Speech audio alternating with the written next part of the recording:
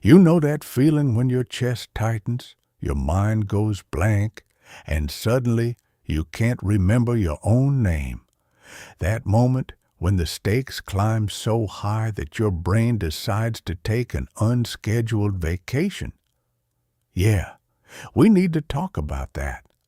Because here's something nobody's telling you. The moments that define your entire life, the opportunities that could change everything, they all show up wearing the same disguise. Pressure. And most people, they crumble before they even realize what's happening. Listen, I'm not here to sugarcoat this. The difference between the life you're living and the life you could be living often comes down to 60 seconds. 60 seconds when everything's on the line. 60 seconds when your reputation, your career, your dreams are sitting on a knife's edge. And in those 60 seconds, while everyone else is drowning in their own anxiety, there's a small group of people who somehow get sharper, clearer, more focused. What do they know that you don't? That's what we're about to unpack together. Not theory, not motivational fluff. The actual mechanics of how your mind works under pressure and, more importantly, how to rewire it so pressure becomes your unfair advantage instead of your Achilles heel. Because here's the truth that might sting a little. If you're still breaking under pressure, it's not because you're weak. It's because nobody ever taught you how to train for it. Chapter 1. Why your mind betrays you when it matters most. Let me paint you a picture.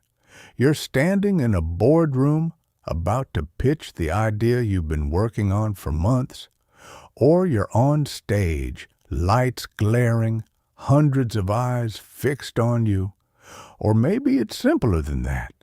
You're about to have the conversation that could save your relationship. Your heart's hammering against your ribcage like it's trying to escape. Your hands, slippery. Your thoughts, scattered like marbles on a tile floor. And then it happens. Your mind, that usually reliable companion, turns into your worst enemy. Everything you prepared vanishes. Words that were crystal clear 5 minutes ago now feel foreign. You can actually feel yourself shrinking, getting smaller, less capable with each passing second. Sound familiar? Here's why this keeps happening to you. Your brain, magnificent as it is, wasn't designed for PowerPoint presentations or job interviews or asking someone to marry you. It was designed for a much simpler world. A world where pressure meant one thing. A predator with sharp teeth was nearby. In that world, your brain's response was perfect. Flood the system with stress hormones. Shut down complex thinking. Focus everything on immediate physical survival. Run or fight. Simple. But here's the problem. Your brain hasn't gotten the memo that we've evolved past saber-toothed tigers. When you step into that boardroom or onto that stage, your ancient wiring treats it exactly like a life-or-death encounter. Your amygdala, this almond-shaped cluster of neurons deep in your brain, hijacks your entire system. It's like someone pressed the panic button, and suddenly the rational, intelligent you is locked out of the control room. The cruel irony? The more something matters to you, the harder your brain works against you. That promotion you've been chasing for years. Your brain sees the importance and translates it into threat. That person you want to impress? Threat. That opportunity you've been waiting for? Massive threat. Your brain is literally punishing you for caring. And here's where most people get it completely wrong. They think the solution is to care less, to lower the stakes in their minds, to tell themselves it doesn't really matter. But that's like trying to win a race by convincing yourself you don't want to win. It's backwards. It's sabotage disguised as wisdom. The people who thrive under pressure aren't doing that. They haven't magically found a way to not care. Instead, they've trained their brains to interpret pressure differently.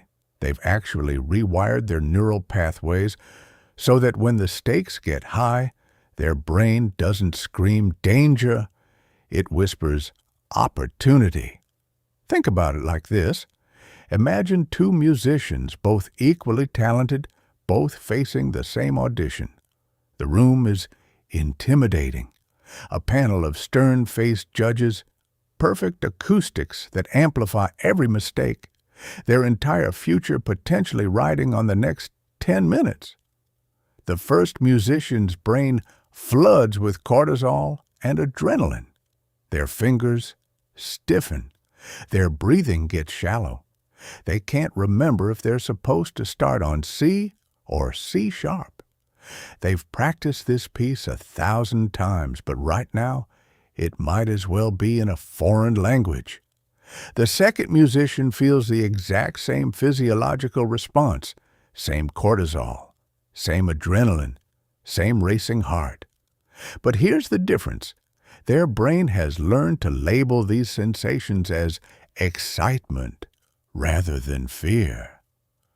Their training kicks in automatically. Their fingers remember the patterns even when their conscious mind is buzzing. They've practiced not just the notes, but practicing while their nervous system is activated. Who do you think gets the spot? This isn't about talent. It's not about who practiced more hours. It's about who trained their mind to function when their body is screaming at them to run. And here's what's absolutely crucial for you to understand. This capability isn't genetic. It's not something you're born with or without. It's a skill, a trainable, developable, improvable skill. But most people never train it. They go to the gym for their bodies. They read books for their knowledge. They practice their craft for their skills. But their minds? They just hope for the best. They cross their fingers and pray that when the big moment comes, they'll magically rise to the occasion. And then they wonder why they keep falling short. Your mind under pressure is like a muscle that's never been properly worked. It might be strong enough for everyday tasks, but the moment you need it to lift something heavy, something important, it gives out. Not because it's incapable, but because it's untrained. And here's the really maddening part. Every time you fail under pressure, you're not just missing that one opportunity.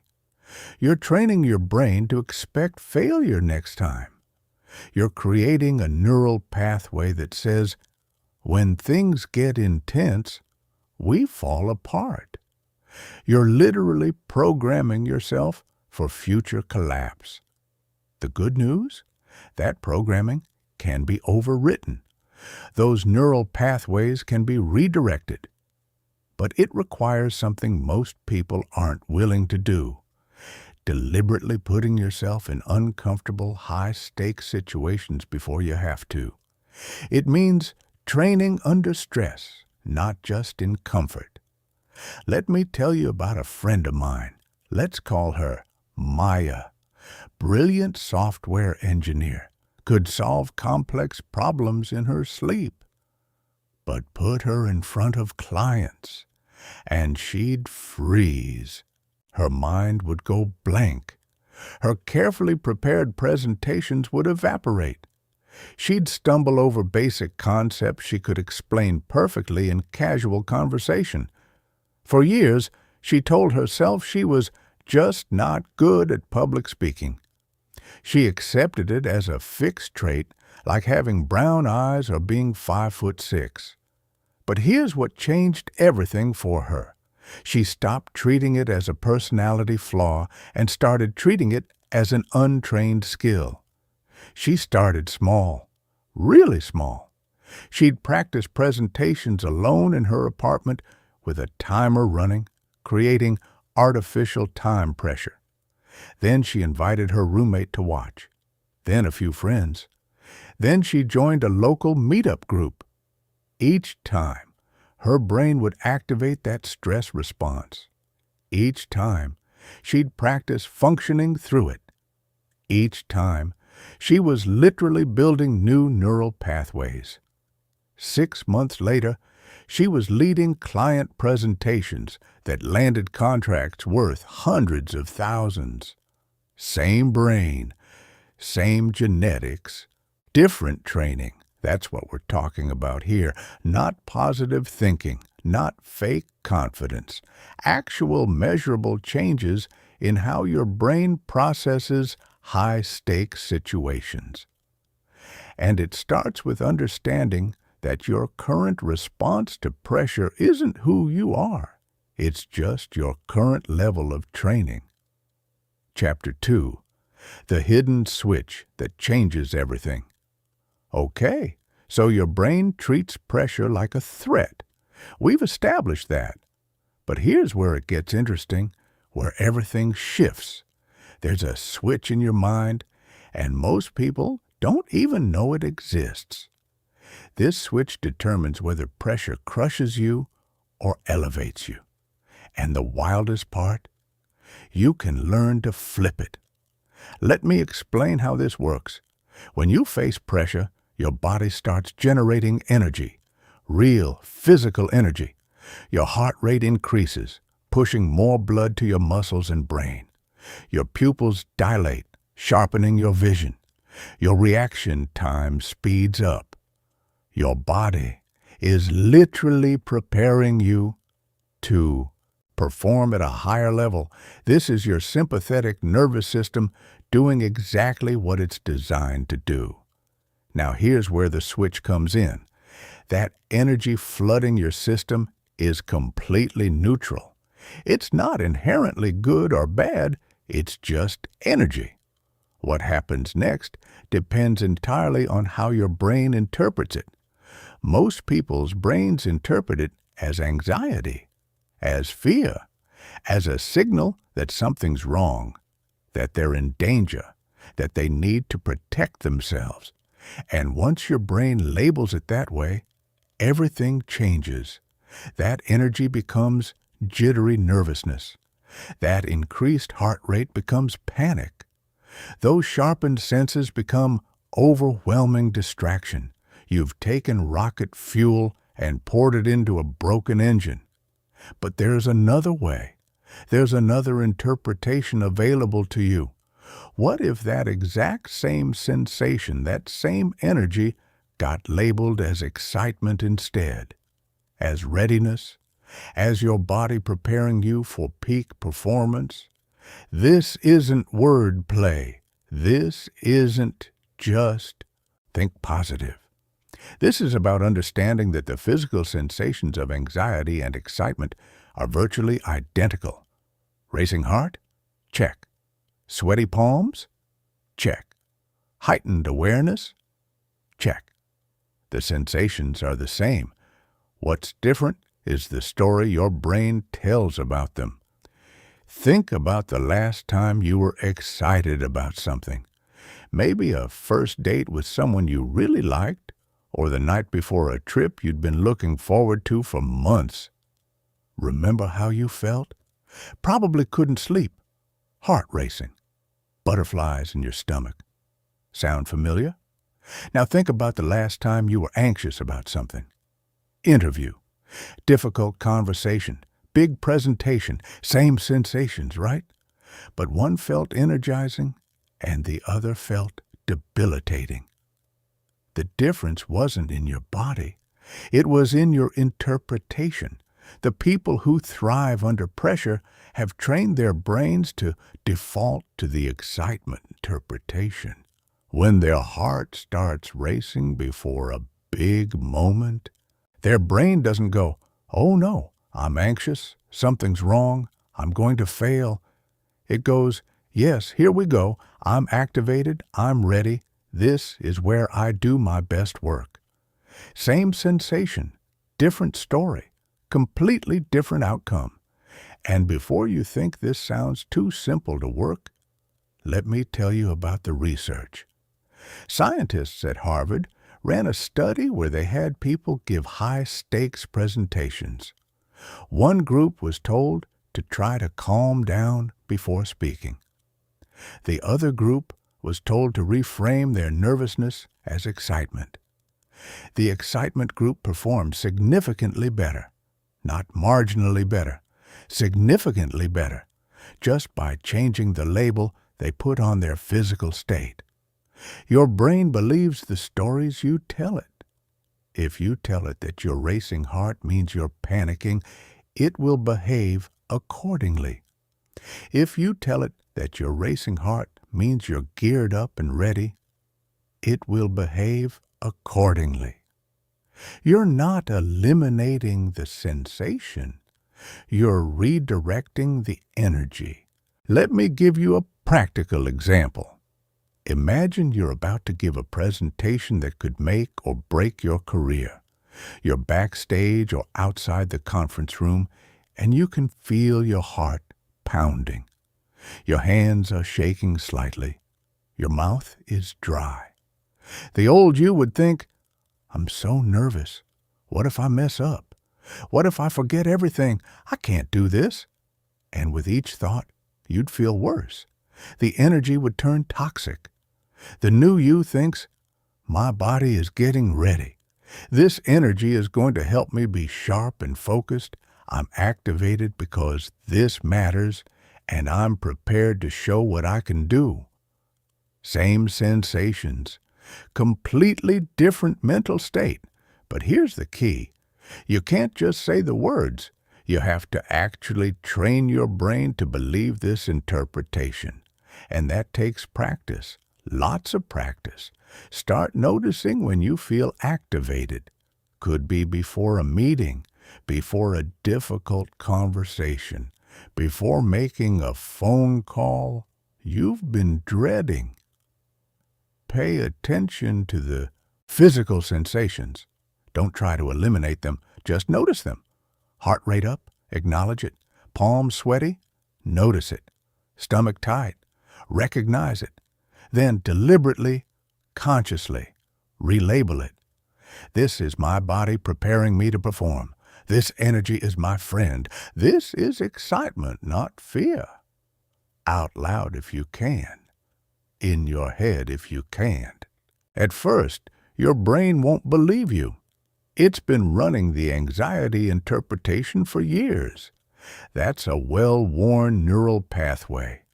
You're creating a new pathway, and new pathways take time to establish. But every single time you practice this relabeling, you're strengthening that new pathway. Every time you feel activated and choose the excitement interpretation, you're training your brain. Do this enough times, and something remarkable happens. The new interpretation starts to become automatic. You won't have to consciously remind yourself anymore. Your brain will default to it. When pressure hits, instead of spiraling into anxiety, you'll feel a surge of readiness, of capability, of let's do this. That's the switch. And you can flip it, but only if you practice.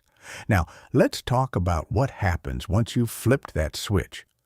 Once your brain interprets pressure as excitement rather than threat, everything else becomes easier. Your focus improves because you're not fighting against yourself. Your creativity increases because your prefrontal cortex stays online instead of being hijacked by your amygdala. Your decision-making sharpens because you're operating from strategy rather than survival. You start to notice something else too. You start seeking out pressure situations instead of avoiding them. Because why would you avoid something that makes you perform better? People who've mastered this don't just tolerate pressure. They look for it. They volunteer for the challenging assignments. They raise their hand for the difficult conversations. They put themselves in the arena because they know that's where they shine. And this creates a beautiful cycle. The more you expose yourself to pressure, the more opportunities you have to practice your new interpretation. The more you practice, the stronger that neural pathway becomes. The stronger it becomes, the better you perform under pressure. The better you perform, the more confident you become. The more confident you become, the more you seek out bigger challenges. You go from someone who shrinks from pressure to someone who grows with it. From someone pressure exposes to someone pressure elevates. And it all starts with understanding that the energy flooding your system isn't your enemy. It's just energy waiting for you to direct it. Chapter 3. Training your mind like you'd train your body. Here's a question for you. If you wanted to run a marathon, would you just show up on race day and hope for the best? Of course not. You'd train. You'd start with shorter distances and gradually build up. You'd practice running when you're tired, when the weather's bad, when you don't feel like it. You'd train your body to do something it can't currently do. So why do people think their minds are any different? Most people never train their minds for pressure. They just hope that when the big moment comes, they'll somehow rise to the occasion, and then they're shocked when they don't. It's like expecting to run a marathon with zero training. Your mind, like your body, needs progressive conditioning. Let me break down what actual mental training for pressure looks like, because this is where theory becomes practice. This is where you stop being a victim of pressure and start being someone who's genuinely prepared for it. First, you need to understand that your mind gets stronger the same way your muscles do, through progressive overload. You stress it slightly beyond its current capacity, let it recover, then stress it again at a slightly higher level. Over time, what once felt overwhelming becomes manageable. What once felt impossible becomes routine. But here's where most people go wrong. They try to make the jump too big. They go from avoiding all pressure to throwing themselves into massive high-stakes situations. That's like going from the couch to trying to deadlift 400 pounds. You're going to hurt yourself and you're going to quit. Smart training starts small, deliberately small. You create micro-pressure situations for yourself where the stakes are low enough that failure won't devastate you, but high enough that your nervous system activates. Let me give you some examples. Maybe you practice giving presentations to your cat. Sounds ridiculous, right? But here's what you're actually doing. You're training your brain to speak while your nervous system is slightly activated. Because even with your cat as the only audience, if you set a timer and commit to finishing your presentation within that time, you'll feel some activation. Then you level up. Present to your partner or a friend, then to a small group, then to a slightly larger group. Each time, you're training at the edge of your current capacity. Each time, you're teaching your brain that it can function under this level of pressure. The key is consistency. You can't train sporadically and expect results. Think about it. You wouldn't go to the gym once a month and expect to build muscle. Your mind needs regular, consistent exposure to pressure situations. One of my favorite techniques is what I call manufactured stress. You deliberately create pressure situations in your daily life where there weren't any before. Set aggressive timers for tasks. Make commitments you'll have to stretch to keep. Put small amounts of money on the line for goals. Announce your intentions publicly so there's social pressure to follow through. You're not doing this to torture yourself. You're doing this to build your pressure tolerance. You're expanding your nervous system's capacity to function under stress. Every time you successfully complete a task under manufactured pressure, you're proving to your brain that pressure doesn't mean collapse. Another crucial element of training is practicing your mental responses under pressure. Remember that switch we talked about, reinterpreting pressure as excitement? That needs to be practiced, not just understood intellectually. Before any pressure situation, even a small one, practice your reframe. Feel your heart rate increase? Say to yourself, my body is preparing me to perform. Feel your thoughts racing? My mind is getting sharp and focused. Feel butterflies in your stomach? This energy is going to help me be at my best. Do this before every single pressure situation you encounter, small ones, medium ones, large ones. Every time is training, every time is strengthening that neural pathway. You also need to train your recovery system. Because here's what nobody tells you. Managing pressure isn't just about performing well in the moment. It's about being able to reset quickly when things go wrong.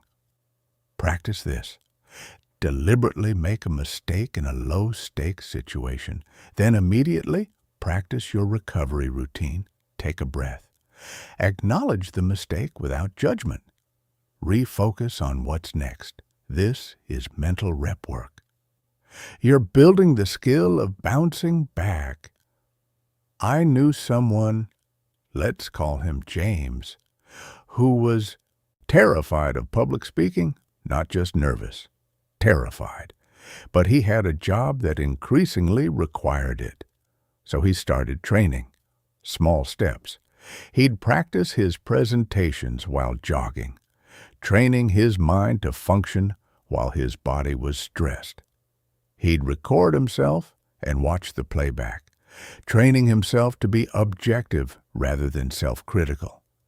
He'd deliberately make mistakes during practice and then continue without stopping, training his recovery system.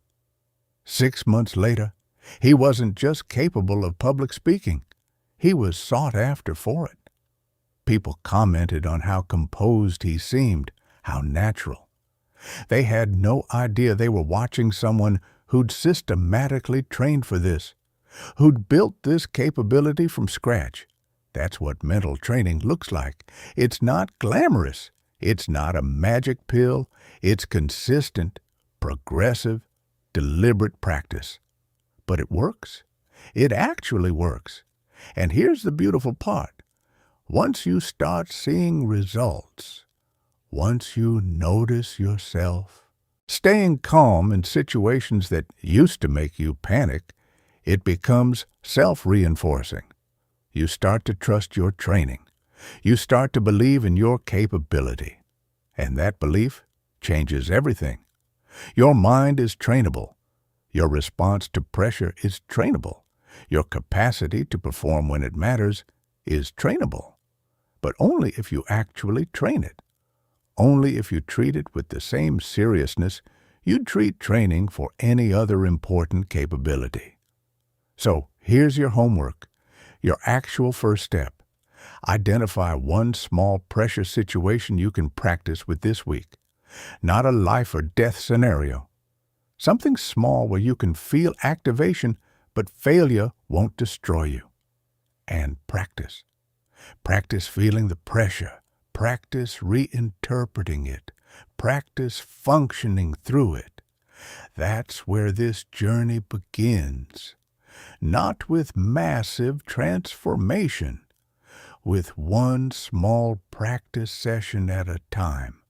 Chapter 4. Building your personal pressure protocol. All right, let's get practical. Because understanding pressure is one thing, but having a system to handle it in real time, that's where the rubber meets the road. And here's what I've learned after years of watching people either crumble or thrive. The ones who thrive all have something in common.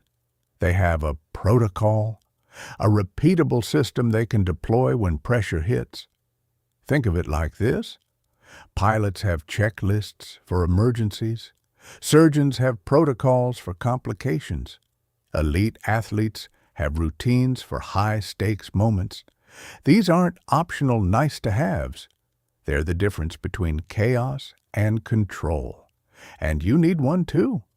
But here's where most people get it wrong. They think a pressure protocol means eliminating all nervousness, achieving some Zen-like state of perfect calm. That's not it. That's actually counterproductive.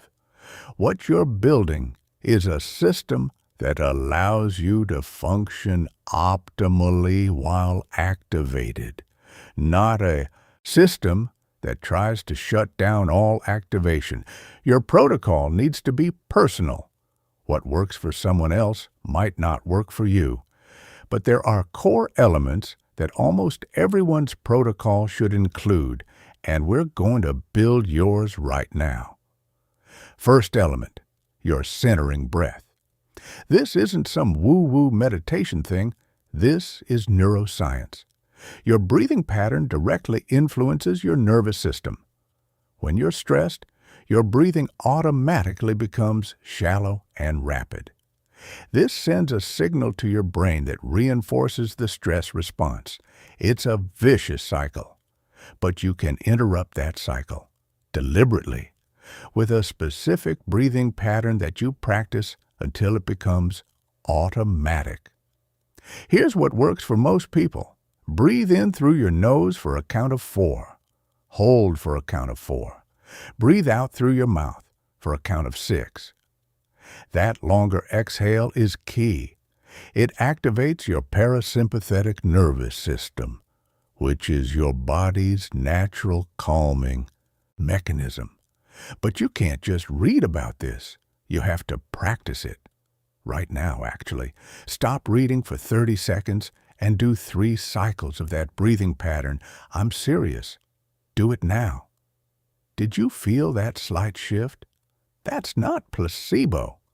That's your nervous system responding to a signal you just sent it.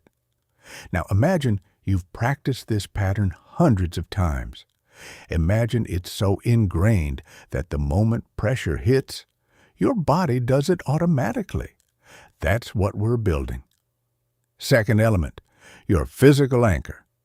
This is a specific physical action or position that you associate with peak performance states. Some people use a particular stance. Feet shoulder width apart, shoulders back, chin level. Others use a gesture, pressing their thumb and middle finger together. Others use an object, touching a specific piece of jewelry or adjusting their watch. The specific action doesn't matter. What matters is that you consistently pair this physical anchor with your optimal mental state. Every time you practice performing under pressure, you do this action. Every time you successfully handle a challenging situation, you do this action. Over time, the action itself becomes a trigger for that optimal state. I have a friend, we'll call her Lisa, who developed a simple anchor. She'd touch her collarbone 3 times. Sounds almost magical, right? But here's what was actually happening. She'd conditioned herself over months to do this action before and during successful pressure performances. Her brain created an association. Touch collarbone 3 times equals confidence and capability. So when she walked into a high-stakes client meeting, that simple action would shift her state instantly. Third element, your focus phrase. This is a short statement, usually 3 to 7 words, that redirects your mind when it starts to spiral. It's not a generic affirmation. It's specific to you and what you need to remember in pressure moments. Maybe yours is trust the preparation. Maybe it's one step at a time. Maybe it's this is what I trained for. The phrase should feel true to you. It should connect you to something solid, your preparation, your values, your purpose. Mine, for what it's worth, is show up fully. Because my tendency under pressure used to be to hold back, to play it safe, to not fully commit. Those 3 words remind me to do the opposite, to lean in, to be present with all of myself. You practice your focus phrase the same way you practice your breathing and your anchor. You say it during training. You say it before pressure situations. You say it during pressure situations when your mind starts to wander. You're creating a neural pathway that connects those words to a specific mental state. Fourth element, your reset ritual. This is what you do when things go wrong in the middle of a pressure situation. Because they will go wrong. You'll make a mistake. You'll lose your train of thought. Something unexpected will happen. And in that moment, you need a quick way to get back on track. Your reset ritual should take less than 10 seconds. Mine is, take 1 deep breath, physically shake out my hands, and refocus on the immediate next action. That's it. 3 steps, 10 seconds max. But those 10 seconds are the difference between one mistake snowballing into a disaster and one mistake being a blip you move past. I practice this constantly. Deliberately make a mistake in training, immediately execute the reset ritual, continue. Make another mistake, reset, continue. You're training your brain that mistakes don't mean collapse. They mean reset and refocus. Now, here's what ties all of this together.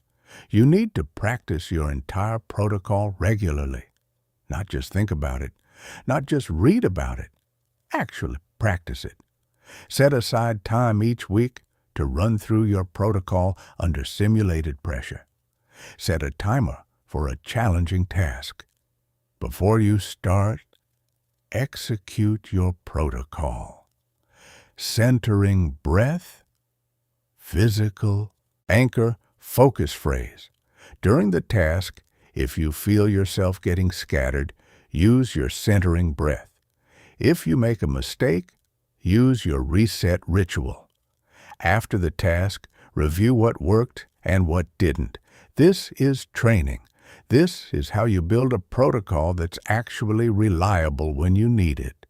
Not just theoretical knowledge you can't access under stress. Let me tell you what happens when you have a dialed-in pressure protocol. You walk into high-stakes situations differently.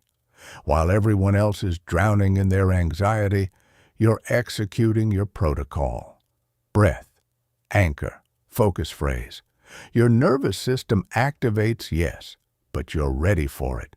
You've trained for it. You have a system to work with it. And here's the really cool part. Having a protocol creates confidence. Not fake confidence. Real confidence based on the fact that you know you have tools that work.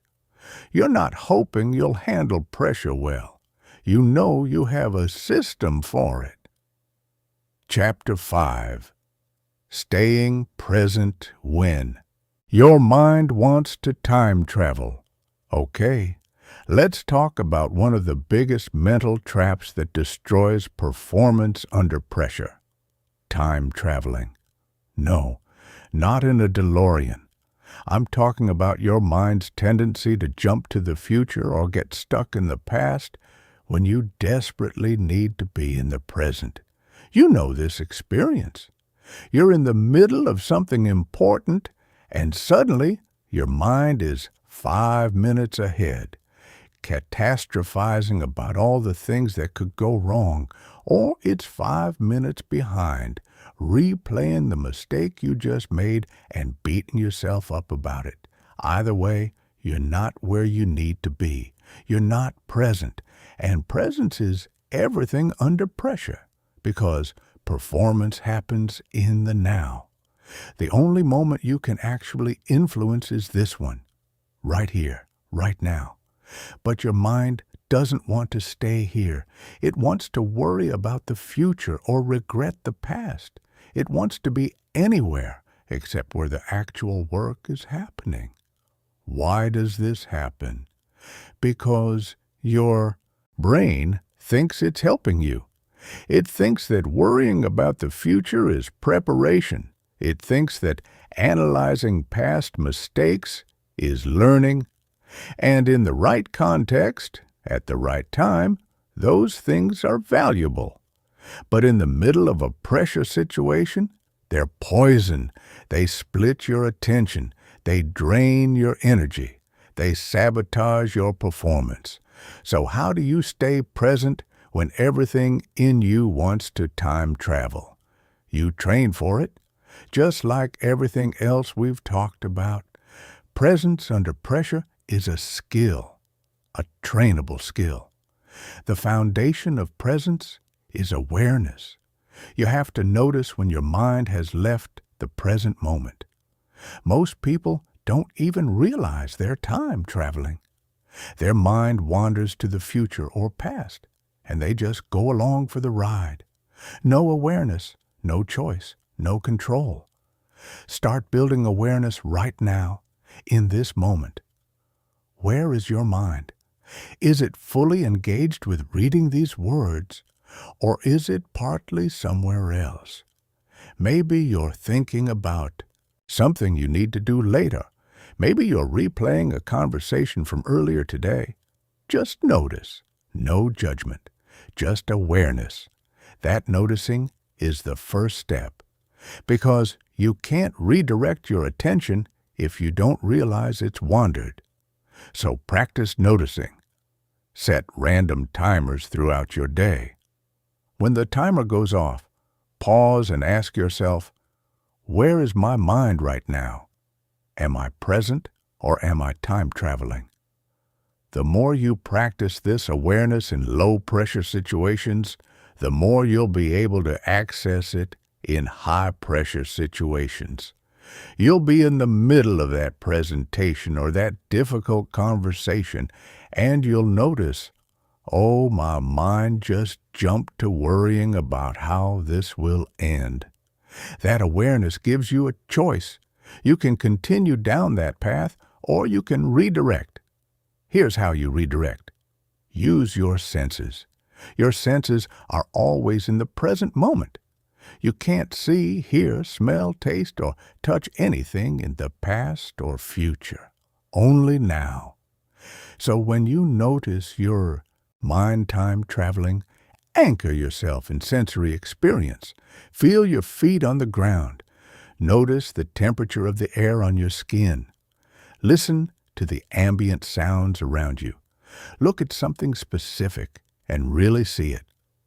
These sensory anchors pull your mind back to the present. I use this constantly.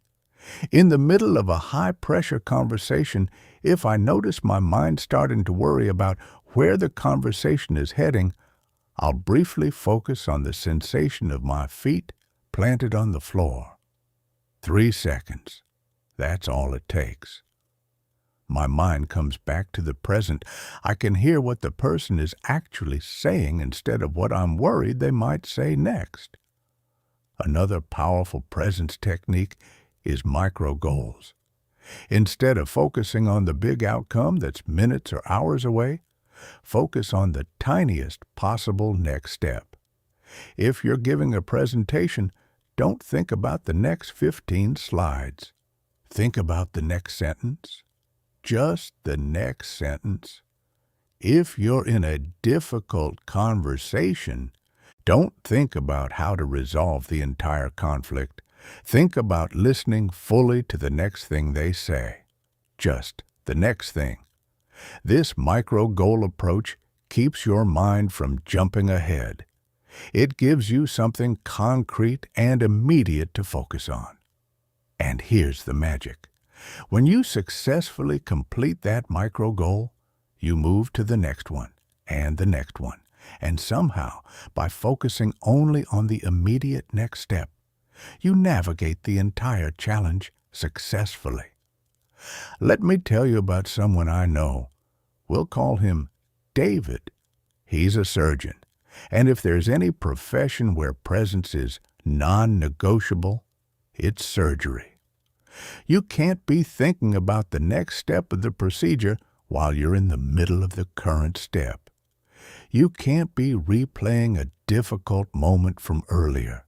You have to be exactly where your hands are, doing exactly what needs to be done right now. David told me that early in his career, he struggled with this. His mind would jump ahead during procedures, worrying about complications that might arise, or it would get stuck on a difficult moment that had just passed. And every time this happened, his performance would degrade, not dramatically, just slightly. But in surgery, slightly can matter enormously. So he developed a mantra, hands, now. Just those 2 words. Whenever he noticed his mind time traveling, he'd think those 2 words. His attention would snap back to what his hands were actually doing in that moment. Over time, this became automatic. His mind would start to wander, and before he even consciously noticed, hands, now, would pull him back. That's the kind of presence tool you can develop. Simple, immediate, reliable. Here's another crucial aspect of staying present: accepting uncertainty. A lot of mental time travel happens because we want to know how things will turn out. We want guarantees, predictability. So our minds jump to the future, trying to figure out what's going to happen, trying to prepare for every possible scenario. But you can't know how it will turn out. Not really. And the attempt to know, the attempt to control the uncontrollable future, just pulls you out of the present where you actually have power. Presence requires making peace with uncertainty, requires saying, I don't know how this will end, and that's okay. I can only influence this moment, so let me be fully here for this moment. This is hard, really hard, especially when the stakes are high, but it's also liberating. Because when you stop trying to control the future and stop trying to change the past, all that energy becomes available for the present, for actually performing. Practice this too. Put yourself in situations with uncertain outcomes, small ones at first. Try a new recipe without knowing if it'll turn out well. Have a conversation without planning every word. Take a different route home without knowing if there'll be traffic. You're training your tolerance for uncertainty. You're teaching your mind that uncertainty doesn't require time traveling to manage. The goal isn't to never have your mind wander. That's unrealistic. Your mind will wander. The goal is to notice it quickly and redirect it efficiently, to spend more and more of your time in the present moment, especially when it matters most. And here's what you'll discover. Presence feels better. It's actually more enjoyable to be fully engaged with what's happening right now than to be partly here and partly worried about there. Presence isn't just better for performance, it's better for experience. When you're truly present under pressure, something shifts. The pressure doesn't disappear, but it becomes less overwhelming because you're not carrying the weight of the uncertain future or the regret of the past. You're just handling this moment, and this moment by itself is usually manageable. Chapter 6. Turning pressure into fuel instead of friction. Here's a perspective shift that changed everything for me, and I hope it'll do the same for you. Pressure isn't something happening to you. It's something you can use. Most people experience pressure as friction, as something that makes everything harder, as an obstacle between them and good performance.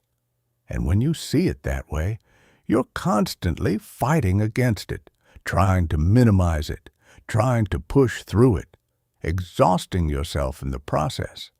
But what if pressure isn't friction? What if it's fuel? Stay with me here, because this isn't just semantic wordplay.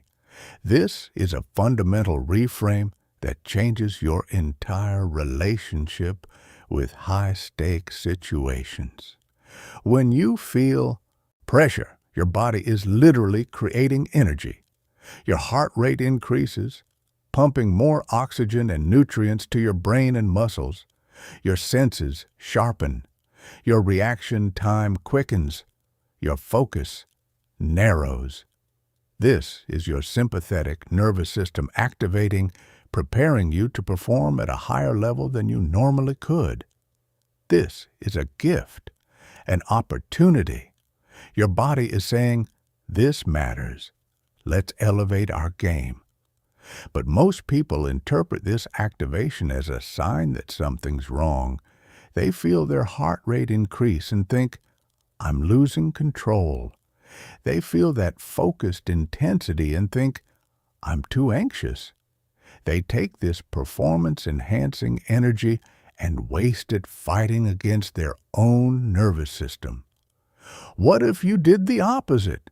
What if you welcomed that activation? What if you said, "Yes, I feel this energy. Thank you, body, for preparing me to be at my best"? I'm not asking you to pretend you're not feeling pressure. I'm asking you to interpret the pressure differently, to see it as your body's way of giving you access to capabilities you can't normally reach. Think about the best performances you've ever had. Really think about them. I'd bet money that most of them happened under at least some degree of pressure, not in low-stakes practice situations where nothing mattered, in moments where something was on the line. Why? Because that's when your system fully activates. That's when you access the higher gears you can't reach in comfortable circumstances. Pressure unlocks performance potential that stays dormant in the absence of stakes. But only if you know how to work with it. Only if you channel it instead of fighting it. So how do you actually do this? How do you transform pressure from friction into fuel?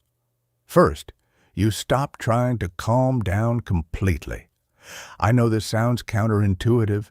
Everyone tells you to just relax before high-pressure moments.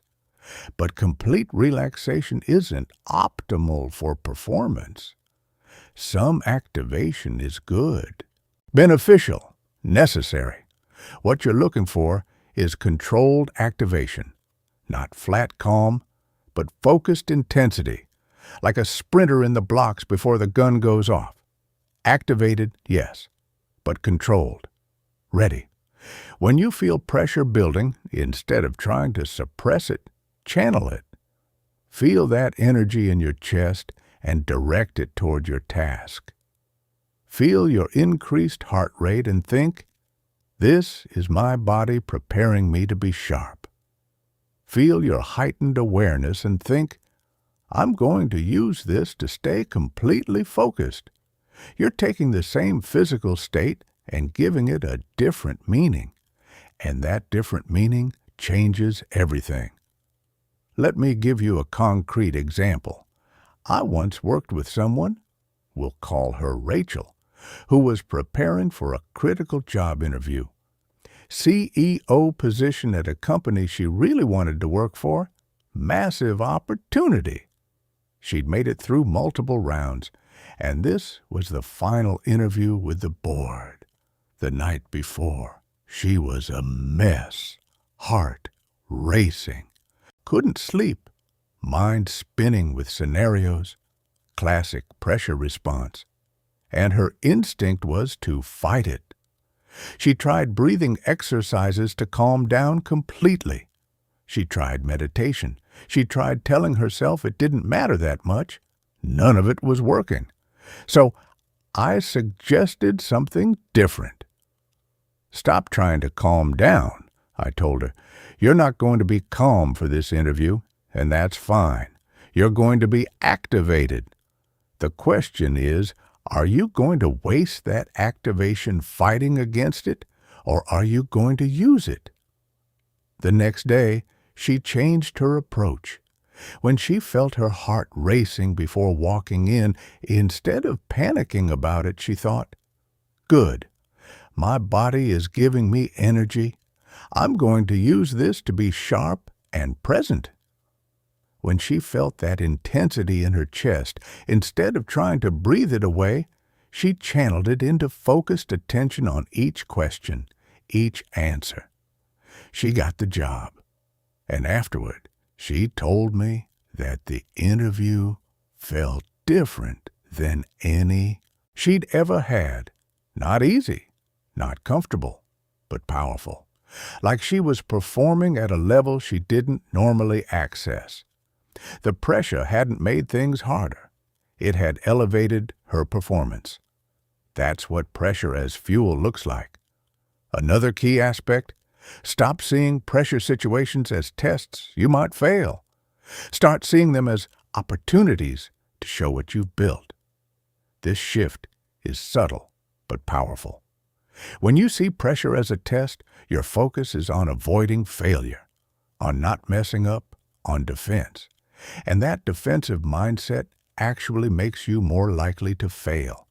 When you see pressure as an opportunity, your focus is on demonstrating your capabilities, on showing what you can do, on offense. And that offensive mindset unlocks better performance. Same situation, different frame, different results. You can practice this reframe right now. Think about an upcoming pressure situation you're facing. Maybe it's a presentation, a difficult conversation, a deadline, a performance of some kind. Now ask yourself, how is this an opportunity for me? Maybe it's an opportunity to prove you can handle this level of challenge. Maybe it's an opportunity to show growth. Maybe it's an opportunity to practice your pressure skills in a real situation. Find the opportunity. Because I promise you, it's there. Every pressure situation contains opportunity. But you have to look for it. You have to choose to see it. The more you practice this, the more automatic it becomes. You start to feel pressure building, and instead of dread, you feel anticipation. Instead of, oh no, here comes pressure, you think, oh good, here's a chance to show what I've been building. This isn't toxic positivity. This isn't denying that pressure is real or challenging. This is choosing to see the full picture. Pressure is challenging, yes, and it's also opportunity. Both can be true simultaneously. One more thing about using pressure as fuel. You have to give yourself permission to enjoy it. I know that sounds strange. Enjoy pressure? But think about it. When you're fully activated, fully engaged, completely present in a challenging situation, that's actually when you feel most alive. The problem is, most people are so busy being afraid of pressure that they never let themselves enjoy the intensity of it. They never let themselves feel the rush of being fully engaged with something that matters. But the people who truly thrive under pressure, they've learned to enjoy it, not in a masochistic way, in a "this is where I get to show what I'm capable of" way, in a "this intensity makes me feel alive" way. So give yourself permission. The next time you're in a pressure situation, instead of just trying to survive it, see if you can find moments to actually enjoy it. Enjoy the challenge. Enjoy the activation. Enjoy the opportunity to test yourself. This is advanced stuff. This is the difference between being competent under pressure and actually thriving in it. Between managing pressure and leveraging it. But it's available to you, all of it. You just have to choose to see pressure differently, to work with it instead of against it, to use it as fuel instead of treating it as friction. And when you do, everything changes. Pressure situations stop being things you dread and start being things you seek out. Because you know that's where you do your best work. That's where you access parts of yourself that stay dormant in comfortable circumstances. Pressure becomes your advantage, your edge, the thing that elevates you while others are diminished by it. Chapter 7. Building Unbreakable Focus that stress can't touch. Let's talk about focus. Real focus. Not the kind where you can concentrate when everything's perfect and quiet and you've had your coffee and the lighting is just right.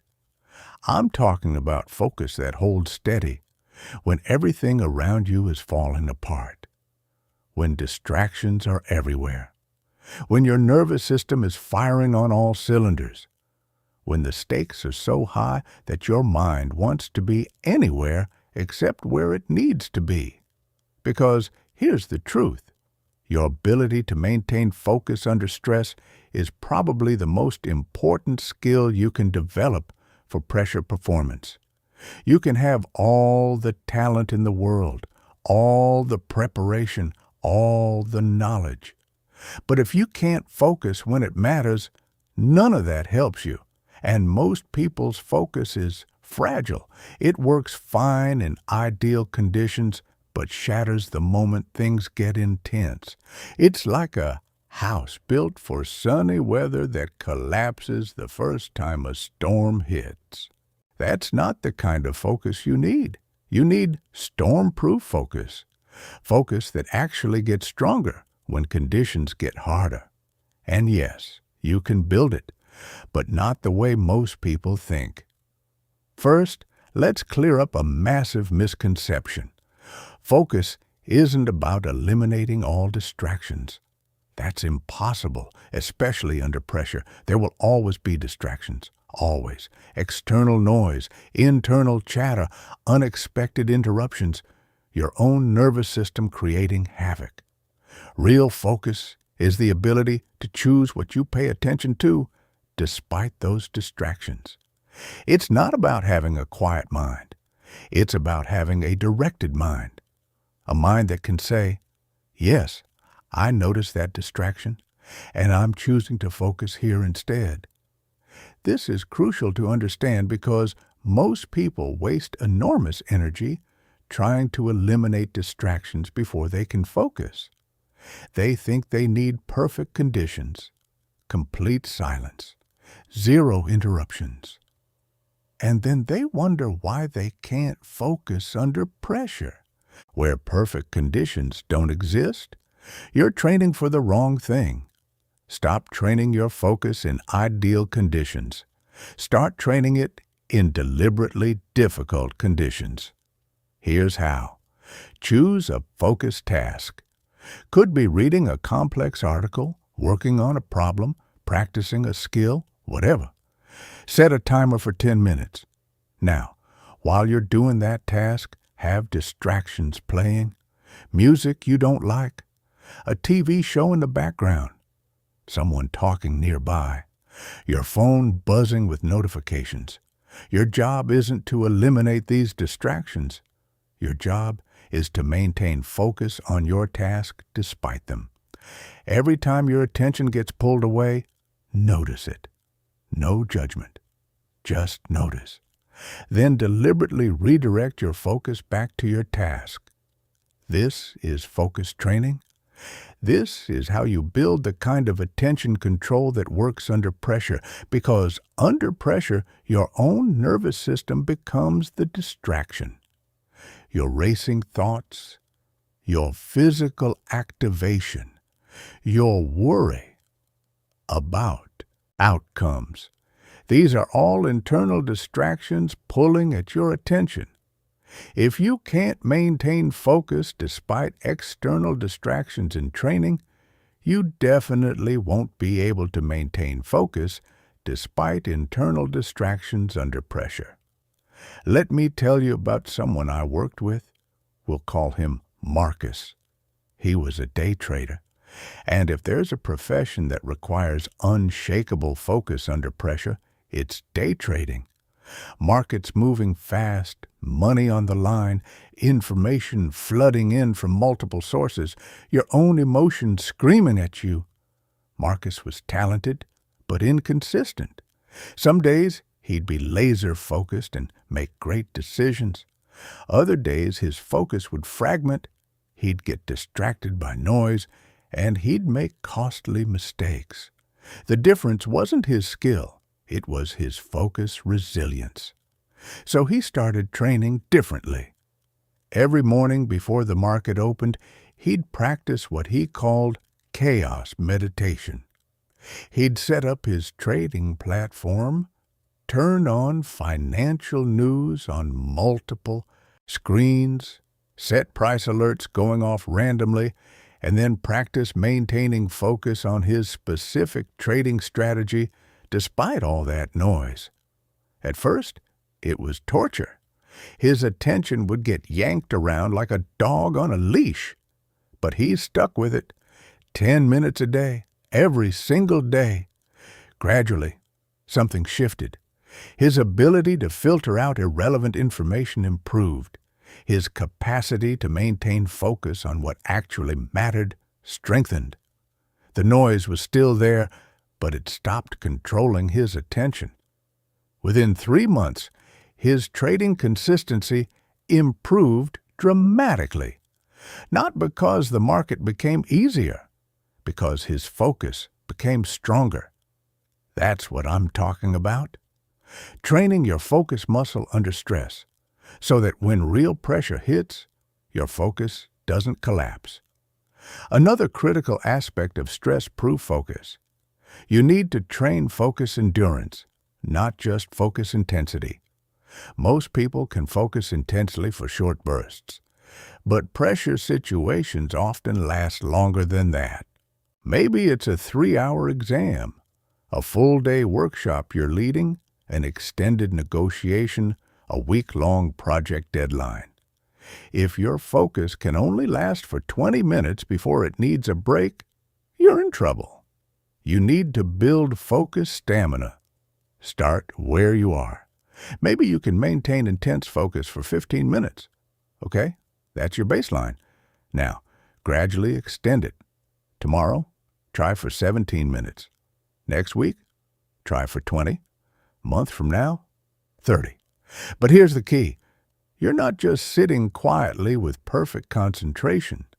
You're maintaining focus while dealing with distractions, while your body is activated, while you're slightly uncomfortable. That's what builds real focus stamina. I use a technique I call layered focus training. I'll work on a challenging task, and every 10 minutes, I'll introduce a new distraction or stressor. Start with just the task. 10 minutes in, turn on music. 10 minutes later, set a timer that will go off randomly. 10 minutes later, do the task while standing on one leg.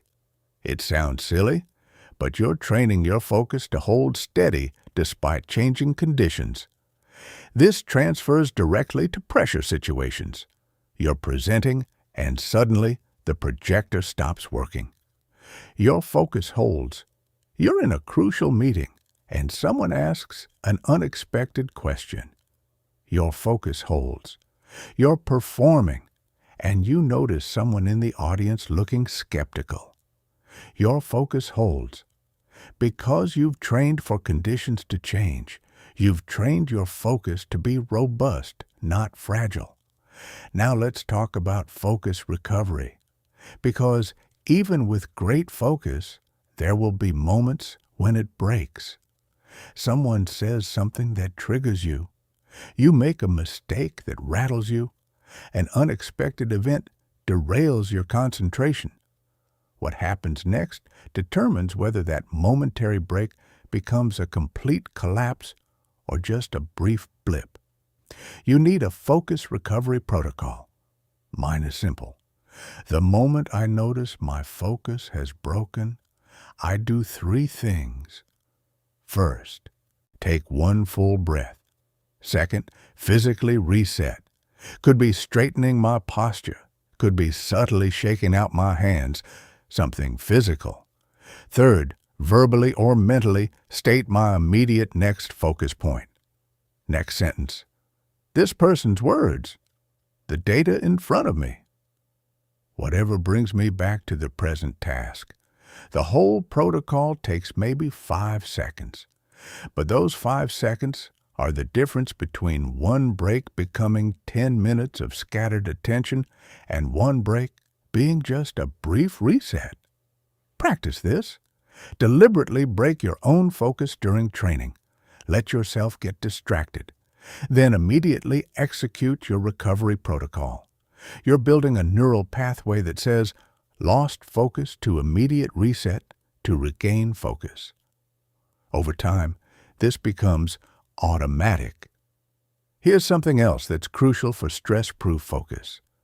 You need to understand the difference between focused attention and diffuse attention, and when to use each. Focused attention is narrow and intense.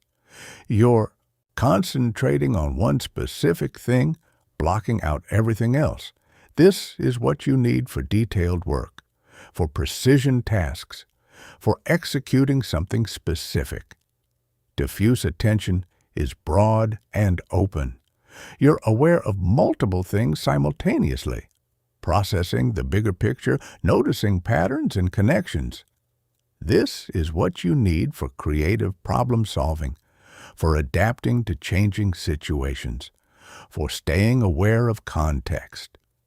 Most people only train focused attention, and then they struggle under pressure because pressure situations often require rapid switching between the 2 types. You need focused attention to execute your plan, but diffuse attention to notice when the plan needs to change. Focused attention to answer the question being asked, but diffuse attention to read the room and adjust your approach. Train both. Practice zooming in to narrow focus, then zooming out to broad awareness, then back to narrow. Make it smooth. Make it quick. This flexibility is what allows you to adapt under pressure while maintaining overall focus. One more thing about building unbreakable focus. You need to make friends with boredom. I know that sounds strange, but hear me out. In our modern world, we're constantly stimulated. The moment things get even slightly boring, we reach for our phones, switch tasks, find some stimulation. We've trained our brains to expect constant novelty, constant entertainment, and this has destroyed our capacity for sustained focus.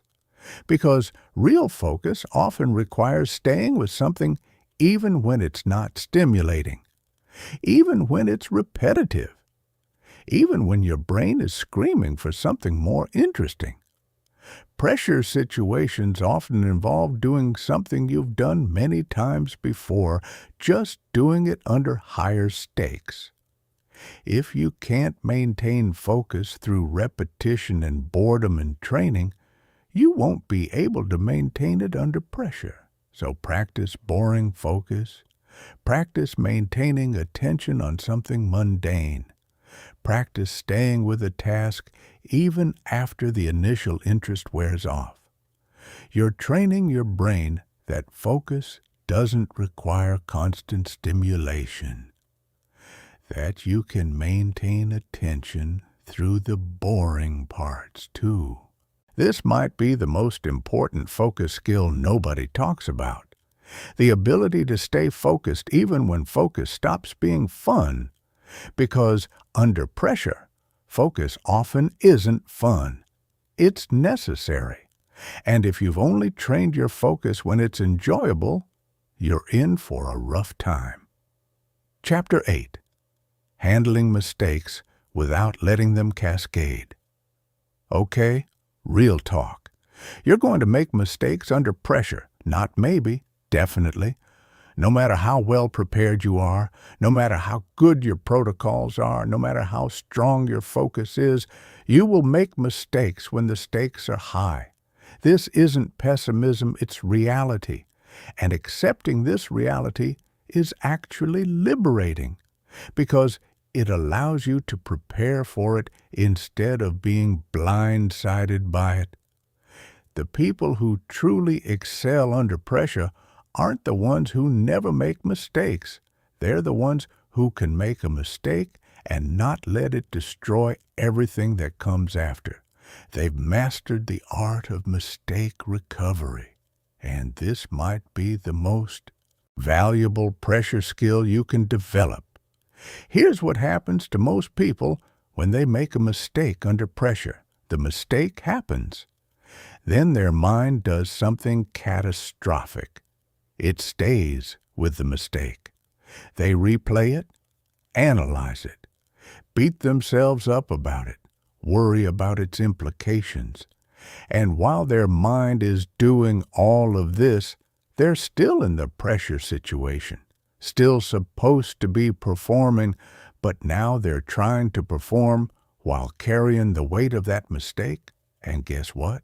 They make another mistake and another. One error becomes a cascade. I've seen this destroy performances, presentations, relationships, opportunities. One mistake that should have been a blip becomes a disaster because the person couldn't let it go in the moment. So let's talk about how to handle mistakes without letting them cascade. First principle, your job in the moment is not to analyze the mistake. It's to move past it. Analysis comes later. Recovery happens now. Think of it like this. You're driving and you hit a pothole. You have two options. Option 1, stop the car, get out, examine the pothole, figure out why it was there, blame the city for not fixing it, worry about whether your suspension is damaged. Option 2, note that there was a pothole, keep driving, check your car when you get home. Under pressure, you need option 2. Note the mistake. Keep moving. Deal with it later. But your brain doesn't want to do this. Your brain wants to immediately understand what went wrong, assign blame, figure out how to prevent it from happening again. This impulse comes from a good place. Your brain is trying to help you improve. But in the middle of a pressure situation, this impulse sabotages you. You need to train a different response. A response that says, mistake happened, not dealing with it now, moving forward. And this training is specific and practical. Here's an exercise I use. Practice something where mistakes are visible and inevitable. Could be juggling. Could be a complex video game. Could be speed math problems. something where you will definitely make mistakes. Now, here's the training part. Every time you make a mistake, you have 3 seconds to acknowledge it and move on. That's it. 3 seconds. You notice the mistake. You might say okay or noted or whatever acknowledgement works for you. Then you immediately refocus on what's next. If you catch yourself still thinking about the mistake after 3 seconds, you reset. Start the exercise over. You're training a ruthless boundary around mistake processing. Mistakes get 3 seconds, then they're done. This feels unnatural at first. Your brain will resist. It will want to dwell, to understand, to fix. But you're training a new neural pathway, a pathway that says mistakes don't get to hijack your attention during performance. Do this enough, and something remarkable happens. When you make a mistake under pressure, your brain automatically does the 3-second acknowledgement and moves on. It becomes your default response instead of dwelling and spiraling. Let me tell you about someone I knew. We'll call her Sophia. She was a trial lawyer, and if you know anything about trial law, you know it's basically sustained high-pressure performance where mistakes are public and consequential. Sophia was brilliant, but she had a problem. Whenever she'd make a mistake during trial, fumble a question, misstate a fact, lose track of her argument, she'd get stuck on it. Her confidence would crack. Her next questions would be tentative. One mistake would throw off her entire flow for the rest of the day. So she started training mistake recovery deliberately. She'd do mock examinations where she'd intentionally make mistakes, pause awkwardly, ask a confusing question, cite the wrong precedent, and then she'd practice her recovery, take a breath, acknowledge the error if necessary, immediately move to the next question with full confidence. She trained this pattern hundreds of times, and gradually her response to mistakes in actual trials changed. A fumbled question became just a moment, not a catastrophe. She'd acknowledge it smoothly, let me rephrase that, and move forward without losing momentum. Her overall performance improved dramatically, not because she made fewer mistakes, but because mistakes no longer cascaded. Now, here's something crucial about mistake recovery. You need to separate the mistake from your identity. Most people make mistakes and think, I'm bad at this. That's identity-level processing. It's devastating to confidence. Instead, think, I made a mistake. Notice the difference? One is about who you are. One is about what happened in a specific moment. The first creates shame and collapse. The second creates information and opportunity for adjustment. This distinction is everything. Practice it consciously. When you make a mistake, listen to your self-talk. Are you saying I'm stupid, or that was a stupid mistake?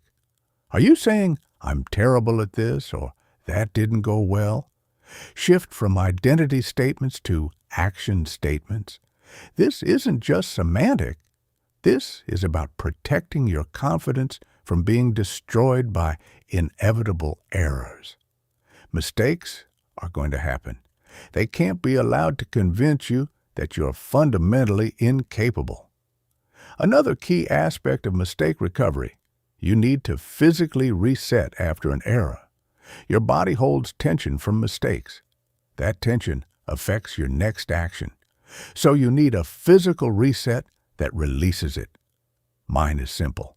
I take one breath and physically shake out my hands. Takes 2 seconds.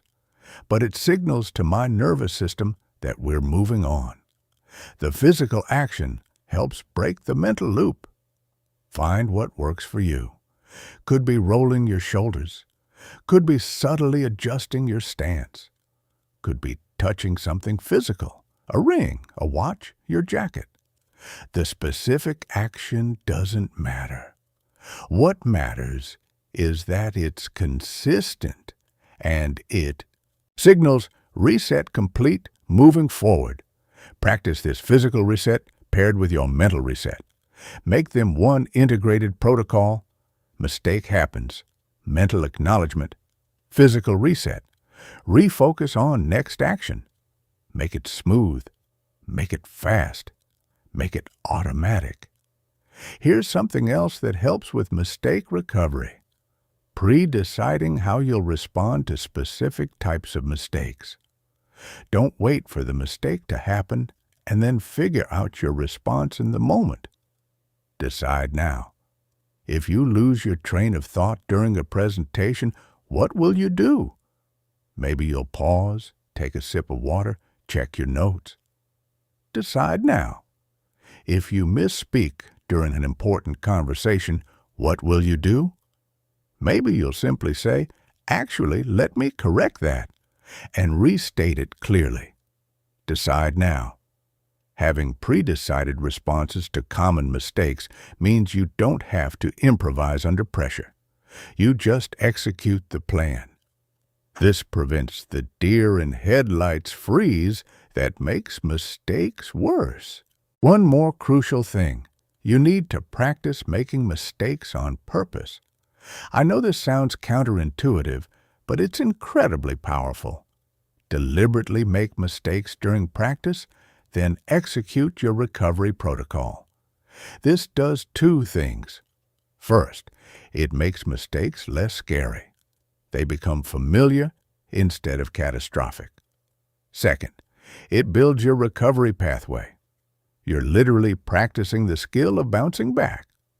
I do this regularly. I'll be practicing a presentation and deliberately fumble a transition. Then I practice recovering smoothly. I'll be working through a complex problem and deliberately make a calculation error. Then I practice catching it and correcting it without spiraling. You're inoculating yourself against the psychological impact of mistakes. By the time real mistakes happen under pressure, you've already recovered from dozens of simulated ones. Your brain knows the pattern. Mistake to recovery. No big deal. Chapter 9. Building mental stamina for extended pressure. Here's something most advice about pressure gets wrong. It assumes pressure is a brief moment, a presentation, a meeting, a performance. And sure, sometimes pressure is brief, but often pressure extends. It lasts for hours, days, sometimes weeks. And that requires a completely different skill set. You can white-knuckle your way through 20 minutes of pressure running on adrenaline and sheer willpower, but you can't do that for 8 hours, or 3 days, or 2 weeks. That's not sustainable. That's a recipe for burnout and breakdown. You need mental stamina, the capacity to maintain your mental performance under pressure for extended periods without breaking down. And just like physical stamina, mental stamina is trainable, but you have to train it specifically. First, understand what drains your mental stamina. It's not the pressure itself. It's the resistance to pressure. It's the constant internal battle between the part of you that's trying to perform and the part of you that's fighting against the pressure sensations. Think about it physically. If you're carrying a heavy backpack on a long hike, what's more tiring? Carrying it with good posture, weight distributed evenly, muscles engaged appropriately, or carrying it while constantly tensing against the weight, fighting it, resisting it? The second approach will exhaust you twice as fast. Same with mental pressure. If you're constantly fighting against your activated nervous system, constantly trying to eliminate your stress response, constantly resisting what you're feeling, you'll burn through your mental energy rapidly. But if you accept the activation, work with it rather than against it, conserve your resistance for what actually matters, you can last much longer. So the first principle of mental stamina: acceptance, not resignation. Acceptance. Yes, I feel activated. Yes, this is challenging. Yes, I'm going to stay with it anyway.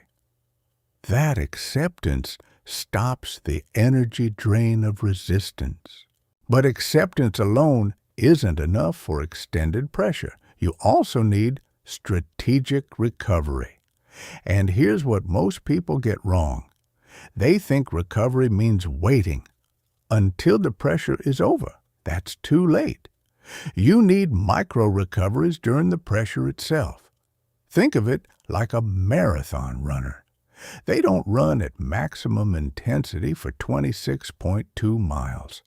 They pace. They have moments where they back off slightly to conserve energy. They take water at aid stations. They make small adjustments to preserve their capacity for the full distance. You need the same approach for extended mental pressure. You can't maintain peak intensity for hours on end. You need to build in micro-recoveries. Brief moments where you slightly dial back the intensity and let your system recover before ramping back up. What does a micro-recovery look like? Maybe it's a 2-minute breathing exercise between meetings. Maybe it's a 5-minute walk between intense focus sessions. Maybe it's 30 seconds of closing your eyes and intentionally relaxing your shoulders. These aren't breaks from work. They're strategic recovery moments that preserve your overall capacity. I learned this the hard way. Early in my career, I'd have days of back-to-back high-stakes situations. I'd try to power through with sheer intensity from start to finish. And by the afternoon, I'd be depleted. My decision-making would suffer, my focus would fragment, my patience would evaporate. I was treating mental stamina like it was infinite and paying the price. Then I started building in micro-recoveries. Between each major task or meeting, I'd take 90 seconds. Just 90 seconds to reset. Deep breathing, physical reset, mental refresh, that's it. But those 90-second intervals throughout the day, they changed everything. My performance stayed consistent all day instead of degrading as hours passed. Now, here's another crucial element of mental stamina: energy management through attention allocation. Your attention is like a battery. Some things drain it quickly, some things drain it slowly. You need to be strategic about what you give your full attention to and what you handle with partial attention. Under extended pressure, you can't give everything maximum attention. You'll exhaust yourself. You need to identify what actually requires peak focus and what can be handled at a lower intensity. This isn't about being sloppy. This is about being strategic. For high-stakes decisions and critical moments, you ramp up to peak focus. For routine tasks and less critical elements, you operate at moderate focus. This variation in intensity is what allows you to sustain performance over time. I think of it like a dimmer switch. Some situations need full brightness. Others work fine at 70%. Learning to modulate your intensity based on what the situation actually requires preserves your overall capacity. One more critical piece: mental nutrition during extended pressure. Just like your body needs fuel for physical endurance, your mind needs fuel for mental endurance. And I'm not just talking about food, though that matters too. I'm talking about inputs that restore your mental resources. For some people, it's brief moments of humor or lightness. For others, it's connection with someone supportive. For others, it's a few minutes of something completely unrelated to the pressure situation. Figure out what restores your mental energy and deliberately include it during extended pressure, not as a distraction, as strategic refueling. During a particularly intense week-long project, I discovered that 3 minutes of watching birds outside my window would completely reset my mental state. Sounds ridiculous, right? But it worked. 3 minutes of something completely different, something that engaged my attention without requiring anything from me, and I'd return to the work with renewed mental energy. Find what works for you, then use it strategically throughout extended pressure situations. You're not being weak. You're being smart about resource management. The final piece of mental stamina for extended pressure. You need to build it progressively, just like physical stamina.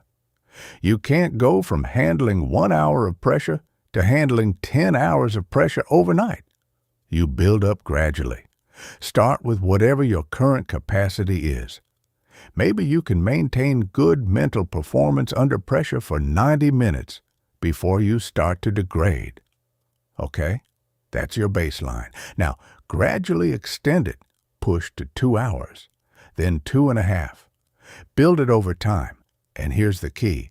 You're not just practicing duration, you're practicing sustained quality. It's not about lasting longer while your performance degrades. It's about maintaining high-level performance for longer periods. This takes time. It takes consistent practice, but it's absolutely developable. 6 months of progressive training can double or triple your mental stamina capacity. And in a world where most people can't maintain quality under pressure for more than brief periods, extended mental stamina becomes a massive competitive advantage. Chapter 10. Building Confidence That Grows Under Fire. Let's talk about confidence, real confidence, not the fake-it-till-you-make-it kind, not the puff your chest and pretend kind. I'm talking about genuine, earned, unshakable confidence that actually gets stronger when pressure increases instead of crumbling. Because here's what I've noticed. Most people have their confidence completely backwards. They feel confident when things are easy, when the stakes are low, when everything's going well. But the moment pressure builds, the moment stakes rise, the moment things get challenging, their confidence evaporates like water on hot pavement. That's not real confidence. That's comfort masquerading as confidence. And it's useless when you actually need it. Real confidence works differently. Real confidence says, I've prepared for this, I've trained for this, I can handle whatever comes. And when pressure increases, instead of thinking, oh no, what if I can't do this? Real confidence thinks, good, let's see what I'm made of. So how do you build that kind of confidence? The kind that doesn't run away when things get hard? First, you need to understand that confidence isn't built on hope or positive thinking. It's built on evidence, concrete, irrefutable evidence that you can do the thing. And the only way to get that evidence is by actually doing challenging things and succeeding at them. This is why affirmations alone don't work. You can stand in front of a mirror and tell yourself you're confident all day long, but if you've never actually performed under pressure, your brain knows you're lying. Deep down, you know there's no evidence to support that confidence. So the moment real pressure hits, the affirmation crumbles. But if you've successfully navigated 10 difficult situations, your brain has evidence. When the 11th difficult situation appears, part of your mind might still feel nervous, but another part knows, I've done this before. I've handled things like this. I have proof I can do this. That's evidence-based confidence, and it's unshakable. So here's the practical application. You need to deliberately collect evidence of your capability. And you do this by consistently putting yourself in challenging situations that are just slightly beyond your current comfort zone, not way beyond. That's how you collect evidence of failure, which damages confidence. Just slightly beyond, enough that it's challenging, enough that success requires real effort, but not so far beyond that failure is guaranteed. Let me give you an example. Say you're terrified of public speaking, but your job increasingly requires it. You don't start by volunteering to give the keynote at a 1,000-person conference. That's setting yourself up for failure and confidence destruction. Instead, you start small. Maybe you speak up more in team meetings. Success. Evidence collected. Then maybe you present to your immediate team. Success. More evidence. Then to a slightly larger group. Then to people you don't know well. Then to people from outside your company. Each success builds on the last. Each success adds to your evidence bank. 6 months later, you're giving that keynote. And while you might feel nervous, underneath that nervousness is a foundation of solid confidence built on dozens of successful speaking experiences. Your brain has evidence that you can do this. This is how you build real confidence, not through affirmations, through accumulated proof of capability. Now, here's something really important about confidence under pressure. You need to separate confidence in outcomes from confidence in your response. You can't control outcomes. There are too many variables, but you can control how you respond to whatever happens. Confident people under pressure aren't thinking, I'm confident I'll win. They're thinking, I'm confident I can handle this whatever happens. See the difference? One is attached to a specific result. The other is attached to your capability to navigate uncertainty. This distinction is crucial because it makes your confidence robust. If your confidence depends on winning or on things going perfectly, it's fragile. One setback and it shatters. But if your confidence is based on your response capability, setbacks don't destroy it. They become opportunities to demonstrate your capability. I learned this from someone I'll call Alex, an emergency room doctor. In the ER, you can't be confident about outcomes. Too many variables. Patients arrive with unknown conditions. Situations change rapidly. Things go wrong despite perfect execution. But Alex radiated this calm confidence even in absolute chaos. I asked him about it once, and he said something that stuck with me. I'm not confident every patient will be fine. I'm confident I can respond to whatever happens.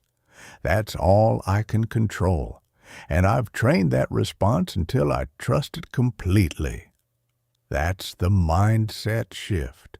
Stop trying to be confident about things you can't control. Build confidence in what you can control, your response, your effort, your process. Another key element of pressure-proof confidence. You need to build what I call failure-tested confidence. This is confidence that's been challenged and survived. Confidence that's been through setbacks and come out stronger. Most people try to build confidence while avoiding failure at all costs, but that creates brittle confidence. It's never been tested. It doesn't know if it can survive a hit. So when failure inevitably happens under pressure, that untested confidence just collapses. Instead, deliberately test your confidence. Put yourself in situations where failure is possible and likely. Learn that you can fail and be okay. That failure doesn't destroy you. That you can bounce back. This sounds counterintuitive, but it's incredibly powerful. Once your confidence has survived failure, it becomes much more resilient. Because now you know that even if things go wrong, you'll be fine. You've got evidence of resilience, not just evidence of success. I used to work with someone, let's call her Nina, who was absolutely terrified of failure. She'd only attempt things she was certain she could succeed at.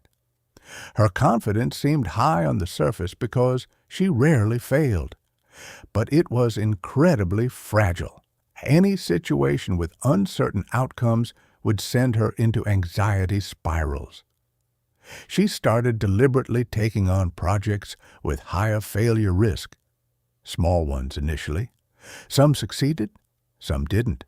And gradually, she discovered something crucial. Failing didn't destroy her. She could handle it, learn from it, come back stronger. Her confidence transformed. It went from this fragile thing that needed protection to this robust thing that could take hits and keep standing. And ironically, once she stopped being terrified of failure, her actual success rate increased because she wasn't so tense and protective anymore. That's failure-tested confidence, and you can't build it without actually experiencing and surviving failure. One more crucial aspect of building pressure-proof confidence. You need to audit your self-talk constantly.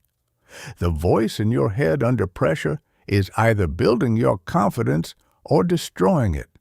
There's no neutral. Most people's internal dialogue under pressure is absolutely toxic. Don't mess up. Everyone's watching. What if you fail? You're not ready for this. Who are you kidding? On and on. That voice is a confidence assassin.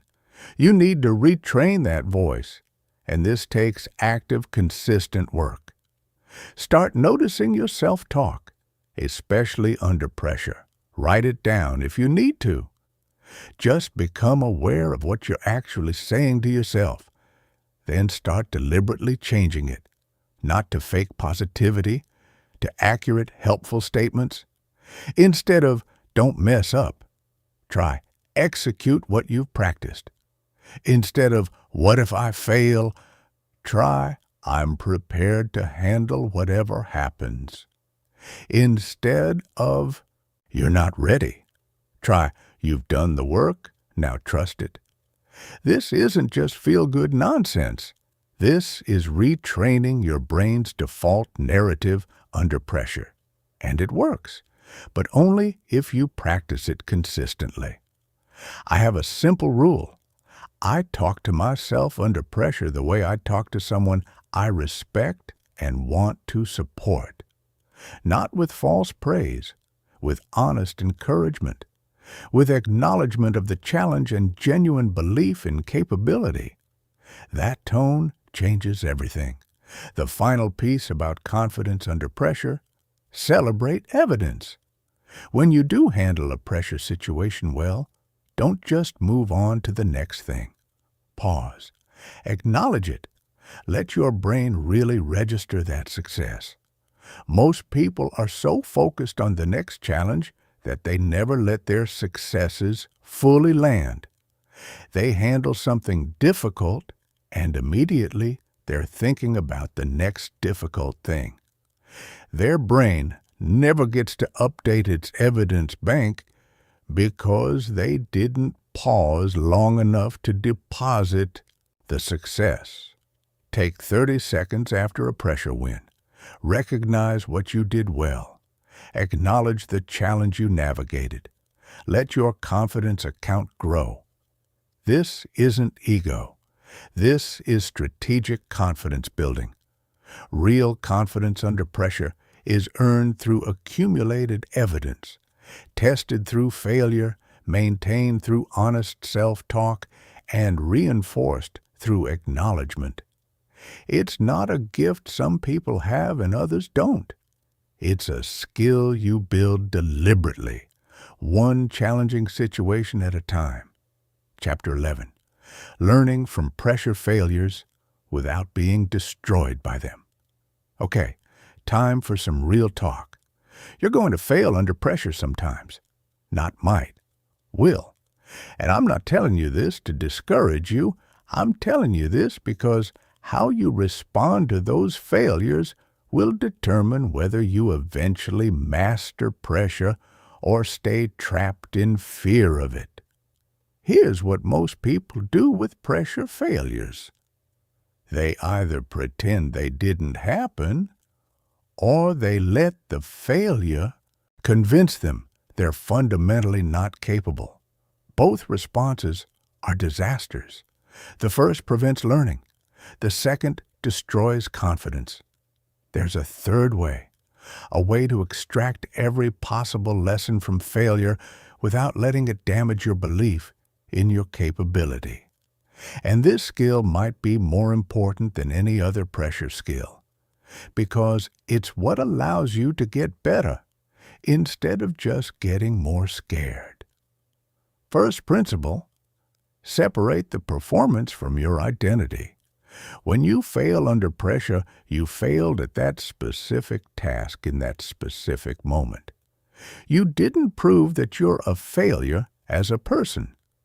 This distinction sounds obvious, but under the emotional weight of failure, most people blur these lines completely. Listen to how people talk about pressure failures. They say, "I'm terrible under pressure," instead of, "I didn't perform well in that situation." They say, "I can't handle these things," instead of, "My current skills weren't sufficient for that challenge." The first versions are identity statements. They define who you are as unchangeable. The second versions are performance statements. They describe what happened in a specific instance, leaving room for growth and change. This isn't just semantics. This is about whether failure becomes a life sentence or a learning opportunity. Train yourself to catch identity-based failure talk and convert it to performance-based failure talk.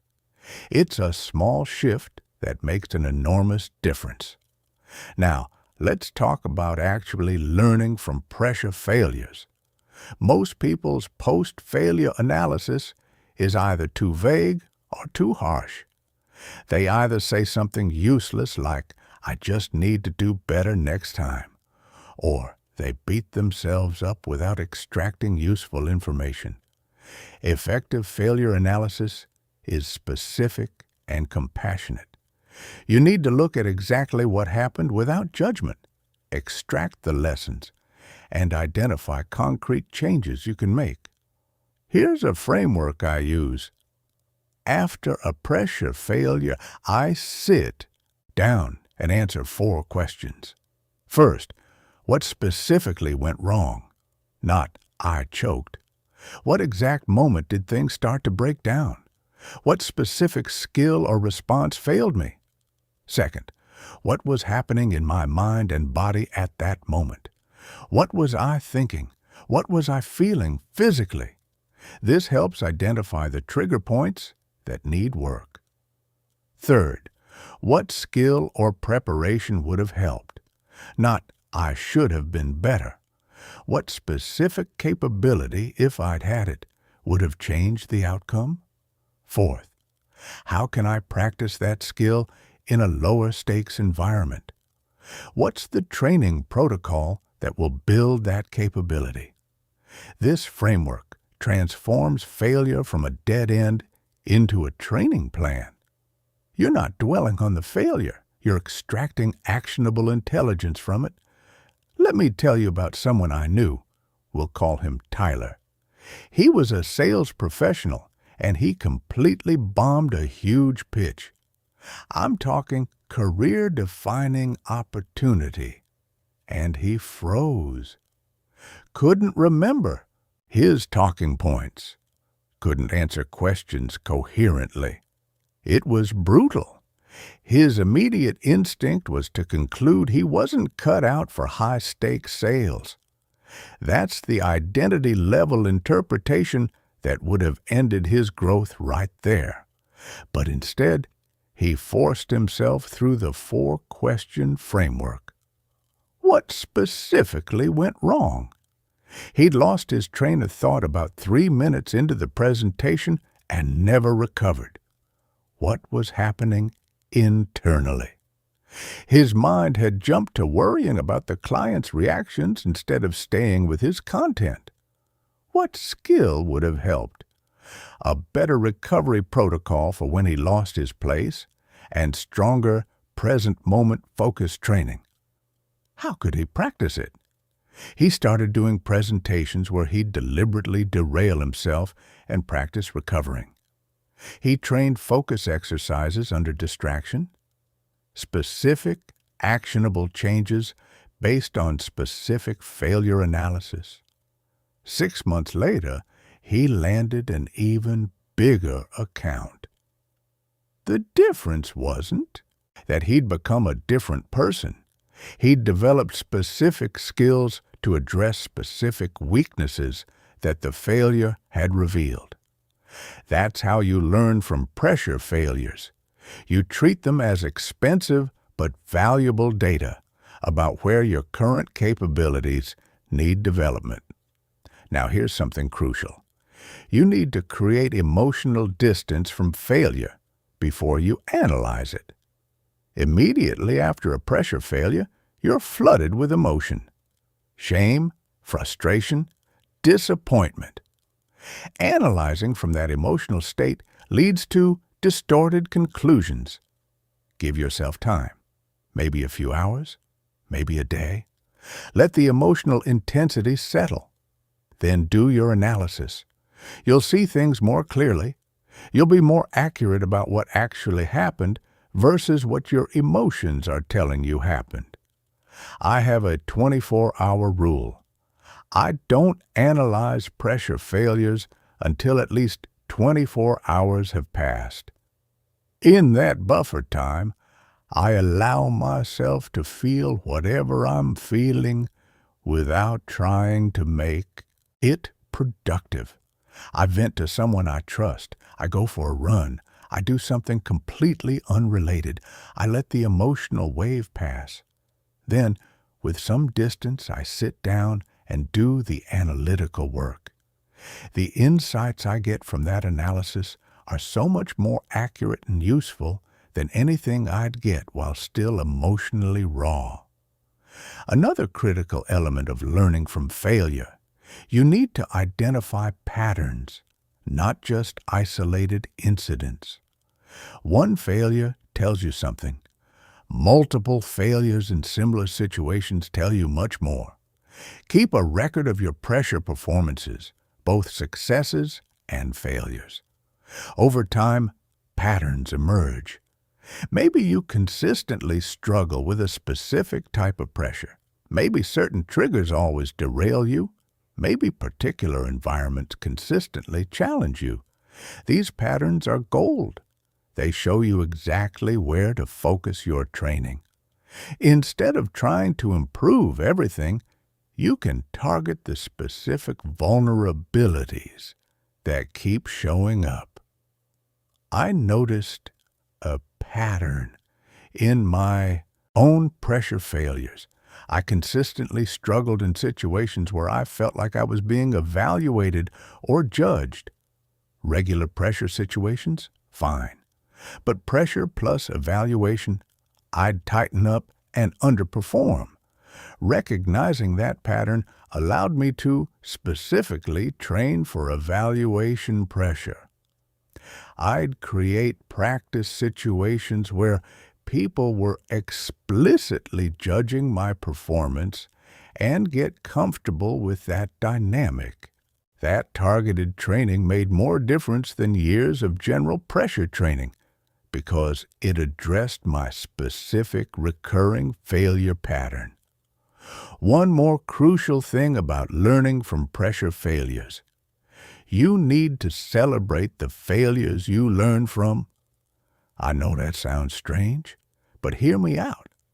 If you only celebrate successes, you're training your brain that the goal is perfect performance. That creates pressure to never fail, which actually makes you more likely to fail because you're so tense and protective. But if you can celebrate failures that produce valuable learning, that sucked, but I now know exactly what I need to work on. You're training your brain that failure is acceptable as long as it leads to growth.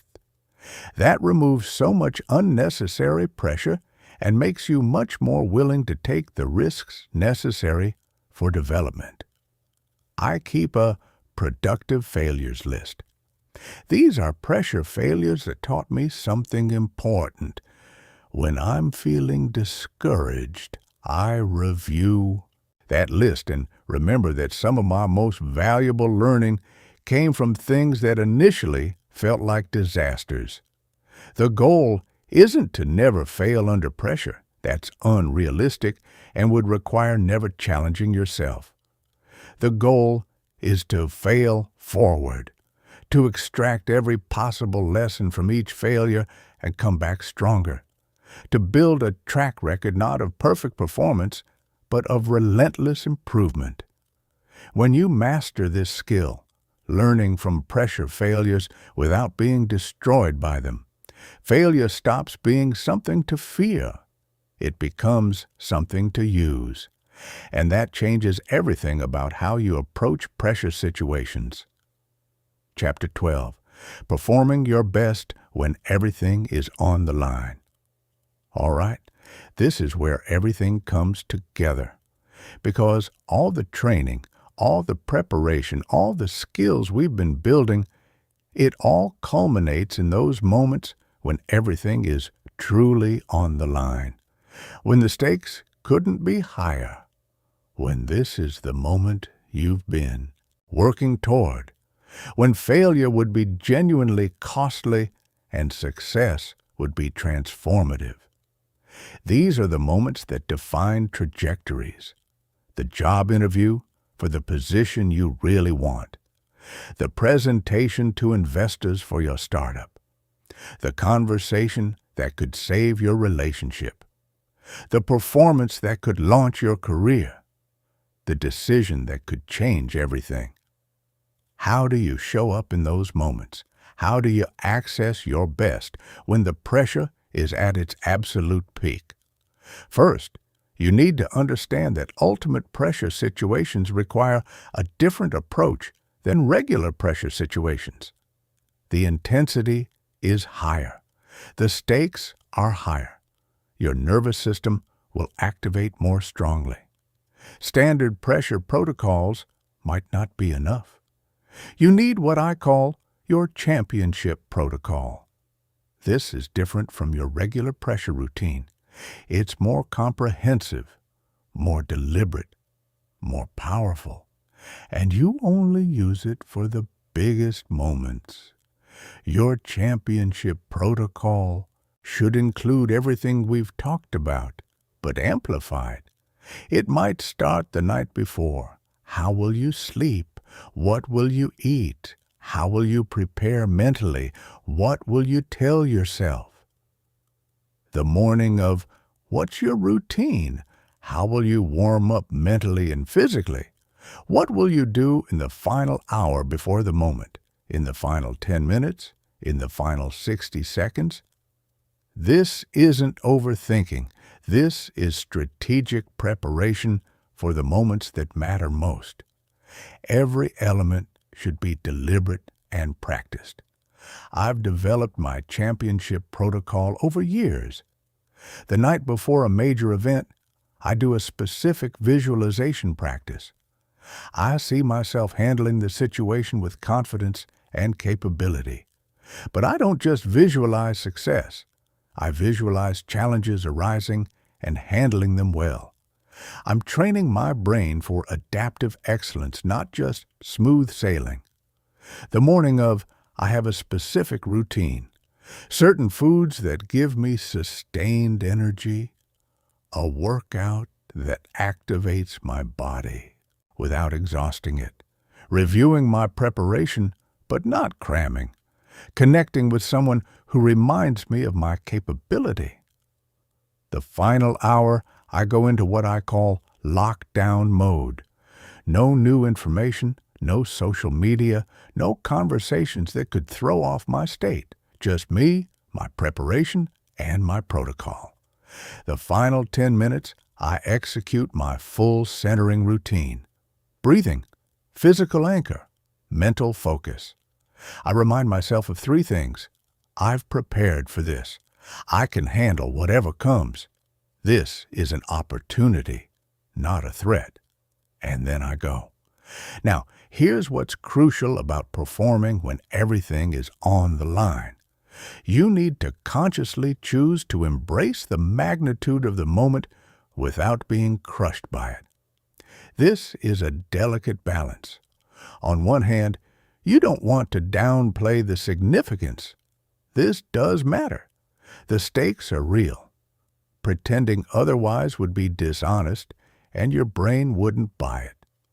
On the other hand, you can't let the magnitude paralyze you. You can't let the weight of what's possible and what could be lost freeze you into inaction or tentative performance. The mindset is, yes, this is huge. Yes, it matters enormously, and I'm going to show up fully for it. Not, this is huge, so I might fail. Not, this matters, so I better play it safe.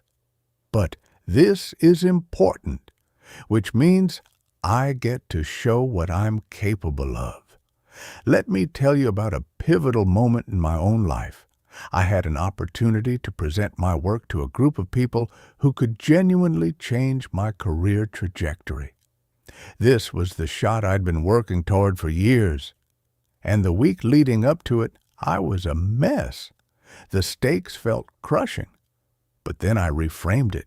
Instead of thinking, I have to perform perfectly or I'll blow my one chance, I started thinking, I get to show them what I've built. I get to demonstrate the work I've done. This is my moment to shine, not my moment to hide. That shift from obligation to opportunity changed everything. I walked into that room not burdened by the stakes, but energized by them, not playing defense, trying not to mess up, but playing offense, ready to show what I could do. The presentation went well, not perfectly. I made a couple small mistakes, but I was present, I was confident, and I let my genuine passion and capability come through. And it led to opportunities that shaped the next several years of my life. That's what I'm talking about. Using the magnitude of ultimate pressure moments as fuel rather than weight. Another critical element for peak performance when everything is on the line, you need to trust your preparation completely. This is not the time for doubt. This is not the time for second guessing. This is the time for execution. In the days leading up to your moment, review your preparation. Make sure you've done the work. But once you're in the final countdown, stop reviewing, stop questioning, stop wondering if you've done enough.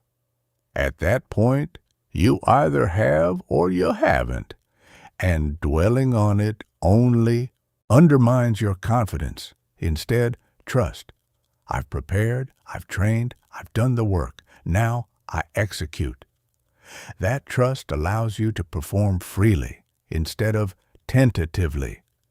This is where all those hours of practice pay off.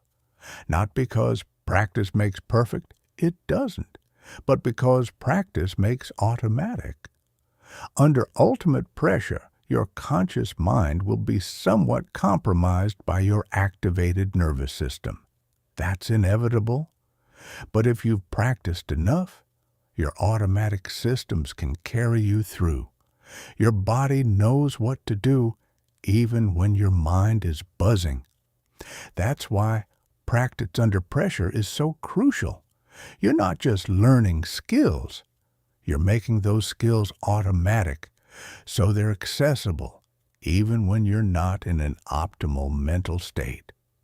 One final thing about performing when everything's on the line, you need to give yourself permission to enjoy it.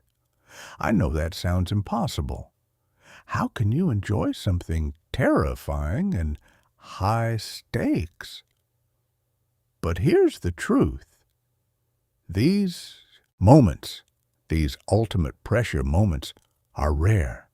Most of your life is routine. Most days don't have this level of intensity or significance. When you get one of these moments, it's actually a gift, a chance to test yourself at the highest level, a chance to discover what you're truly capable of. So many people are so scared during these moments that they never let themselves actually experience them. They're so focused on not failing that they miss the intensity, the aliveness, the pure challenge of it. Try to find moments, even brief ones, where you actually let yourself feel the thrill of it, the exhilaration of high stakes, the excitement of everything being on the line, not the whole time. That's not realistic, but moments. Because when you can enjoy ultimate pressure moments, even a little, they stop being things you dread and start being things you seek out. And that changes your entire trajectory. Instead of avoiding the biggest opportunities because they're scary, you lean into them because they're exhilarating. Performing your best when everything is on the line isn't about being fearless. It's about being prepared, trusting that preparation, embracing the magnitude of the moment, and executing despite your activated nervous system. It's the culmination of everything you've trained, and when you nail it, when you show up fully for a moment that truly matters, there's no feeling quite like it. Chapter 13. Developing Instincts That React Perfectly Under Fire. Here's where we push into advanced territory. Everything we've talked about so far requires conscious effort. You have to remember to use your protocols. You have to deliberately redirect your thoughts. You have to intentionally manage your state. And that works. But there's a higher level. The highest level of pressure performance is when your optimal responses become instinctive. When you don't have to think about what to do under pressure, you just do it, automatically, perfectly, like your mind and body have been programmed to respond optimally no matter what pressure throws at you. This is what separates masters from advanced practitioners. Masters don't think their way through pressure. They respond instinctively with actions that would take others' conscious deliberation to access. And before you think this is some mystical level only available to the genetically gifted, let me be clear. Instincts under pressure are trained, not born. You can develop them, but it requires a specific kind of practice that most people never do. The key is understanding how instincts are formed. An instinct is just a response that's been practiced so many times under specific conditions that it becomes automatic. Your conscious mind doesn't need to get involved anymore. The situation triggers the response without thought. So, how do you train pressure instincts? Through massive, varied repetition under realistic pressure conditions. Let's break that down. First, massive repetition. We're not talking about practicing something 10 or 20 times. We're talking hundreds of times, thousands of times, until the response is so deeply grooved into your nervous system that it's more automatic than conscious thought. But here's where most people go wrong with repetition. They practice in comfortable conditions. They rehearse their presentation alone in their living room. They role-play the difficult conversation with a supportive friend. They practice their skills when they're calm and comfortable. That doesn't build pressure instincts. That builds comfortable conditioned skills that evaporate when pressure hits. You need to practice under conditions that mimic real pressure. Elevated heart rate, time pressure, uncertainty, distraction, fatigue, stakes. The closer your practice conditions are to real pressure conditions, the more your training will transfer when you actually need it. I know someone, let's call him Jordan, who was training for a high-stakes certification exam in his field. This wasn't just any test. Pass it, and his career trajectory would completely change. Fail it, and he'd have to wait another year to try again. Most people studied for this exam by reading in quiet libraries and taking practice tests with no time pressure. Jordan did something different. He'd set a timer for exactly the exam duration, put on music or noise to simulate distraction, and take practice tests while standing or in uncomfortable positions to mimic physical stress. He'd also practice after intense workouts when his heart rate was elevated and his mind was fatigued. He was deliberately training under pressure conditions, building instincts for maintaining focus and accessing knowledge when his system was activated. Exam day came. While other test takers were thrown off by the pressure, the ticking clock, the significance of the moment, Jordan's response was automatic. His system recognized these conditions from hundreds of practice sessions. His instincts kicked in. He passed with one of the highest scores that year. That's trained instincts in action. Now, the second key element, varied repetition. You can't just practice the exact same scenario over and over. Real pressure situations have variation, unexpected elements, things you didn't anticipate. Your instincts need to be robust enough to handle variation. So you practice the same fundamental response in different contexts, under different conditions, with different challenges. This builds flexible instincts that can adapt to whatever the specific pressure situation throws at you. Think of it like a jazz musician. They don't just memorize one song perfectly. They learn the fundamental structures, the patterns, the techniques, and then they practice applying them in infinite variations. When they're on stage improvising, their instincts guide them perfectly, because those instincts have been trained across so many different contexts.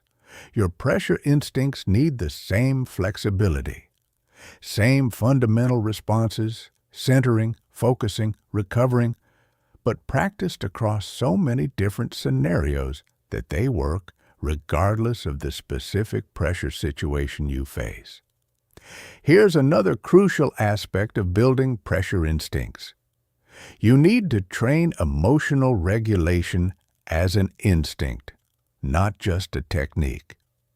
Most people can regulate their emotions when they consciously focus on it. But under intense pressure, conscious regulation is hard. You need instinctive regulation. This means practicing emotional recovery so many times that it becomes automatic. Something triggers frustration or anxiety, and before you even consciously notice, your system executes recovery response. Your breathing adjusts. Your self-talk shifts. Your focus redirects. Automatically. I've trained this for years. Now, when pressure spikes and I feel my system starting to spiral, there's a split second where my conscious mind is still catching up, but my instincts have already started the recovery protocol. I don't have to decide to take a centering breath or redirect my focus. It happens automatically. That's the level you're aiming for. Responses so deeply trained that they bypass conscious decision-making. One more element of pressure instincts. You need to build what I call micro-instincts for specific pressure triggers. These are automatic responses to specific moments that typically derail people. For example, maybe you've identified that when someone questions your authority in a meeting, you typically get defensive and reactive. That's a specific trigger. So you train a specific instinctive response. Every time that trigger appears in practice, you execute the response you want. Pause. Acknowledge the question. Respond thoughtfully rather than reactively. Practice this pairing, trigger and response, hundreds of times in various contexts, and eventually the trigger automatically activates the optimal response. You don't have to think about it anymore. It's instinctive. Building pressure instincts is advanced work. It requires consistency over time. But the payoff is immense. When your optimal responses become instinctive, pressure situations become easier, not harder. Your body and mind know what to do. You trust that automatic response. You can focus your conscious attention on strategy and adaptation while your instincts handle the fundamentals. This is mastery, and it's available to anyone willing to put in the practice. Chapter 14. Making Pressure. Your Competitive Edge. We're almost at the end of this journey together, and I want to leave you with something crucial. Everything we've talked about isn't just about surviving pressure. It's about using pressure as your competitive advantage. Think about it. Most people crumble under pressure. Most people's performance degrades when stakes are high. Most people avoid high-pressure situations whenever possible, which means if you can actually perform well under pressure, you have an edge that most people will never develop. But it goes deeper than that. If you can learn to actually thrive under pressure, to use it as fuel, to access higher performance levels because of it, you don't just have an edge, you have an unfair advantage. While others are drowning, you're swimming. While others are contracting, you're expanding. While others are looking for ways out, you're looking for ways in. Pressure situations become opportunities to separate yourself from the competition. Here's what this looks like practically. In any field, there are moments of high pressure, presentations, deadlines, high-stakes decisions, critical performances. Most people try to avoid these moments or just white-knuckle through them. But if you've trained what we've been talking about, these moments are where you shine. You start getting a reputation. That person stays calm when things get crazy. They perform better when the pressure's on. They actually seem to want the high-stakes moments. This reputation creates opportunities that people who shrink from pressure never get. I've seen this play out countless times. Two people with similar skills and experience, one has developed pressure capabilities, one hasn't. The one who can handle pressure gets the promotions, the opportunities, the projects that matter. Not because they're more talented, because they've made pressure their edge. But here's where it gets really interesting. Once you've developed genuine capability under pressure, you can start strategically seeking it out. Not just handling it when it appears, but actively creating pressure situations because you know that's where you have an advantage. This sounds crazy to most people. Why would you create pressure for yourself? But think about it strategically. If pressure is where you perform your best relative to others, why wouldn't you seek out high-pressure environments and situations? Let me give you an example. I know an entrepreneur, we'll call her Carmen, who deliberately puts herself in pressure situations that most people avoid. She'll commit to aggressive deadlines that seem almost impossible. She'll take on clients with demanding expectations. She'll put her ideas in front of highly critical audiences. Other people think she's crazy or masochistic. But here's what they don't see. She's trained for pressure. Those situations that terrify others are where she accesses her highest performance. The aggressive deadlines make her focus sharper. The demanding clients make her work better. The critical audiences make her presentations stronger. She's not seeking pressure because she enjoys suffering. She's seeking it because it's her competitive advantage, and over time, this strategy has built a business and reputation that her competitors can't touch because they're not willing to operate in the same high-pressure environment. That's what making pressure your edge looks like. Now, there's a balance here. I'm not advocating for constant, unsustainable pressure. That leads to burnout. What I'm talking about is strategically using pressure situations as opportunities to demonstrate capability and create separation from competitors.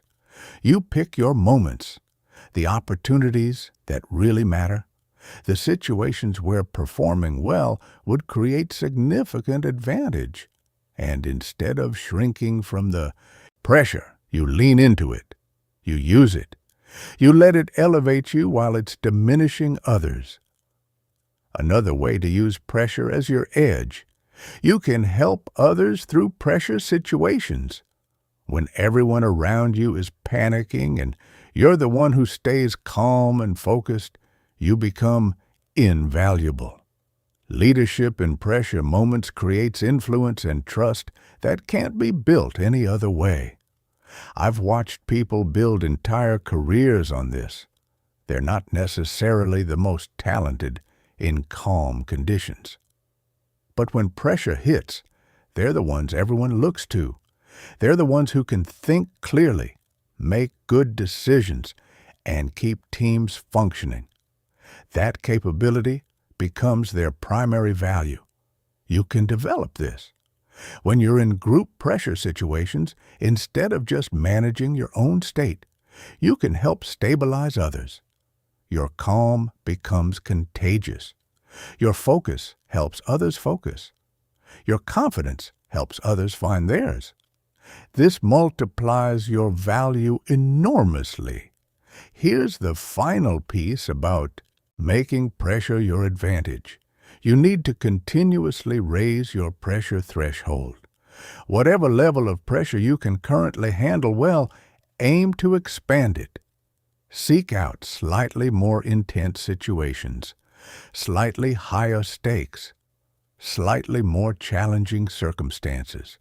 This progressive expansion of your pressure capacity means you're always able to handle what others can't. You're always operating at a level where most people are overwhelmed, but you're in your zone. That difference is your competitive edge, and it grows over time if you keep pushing your threshold.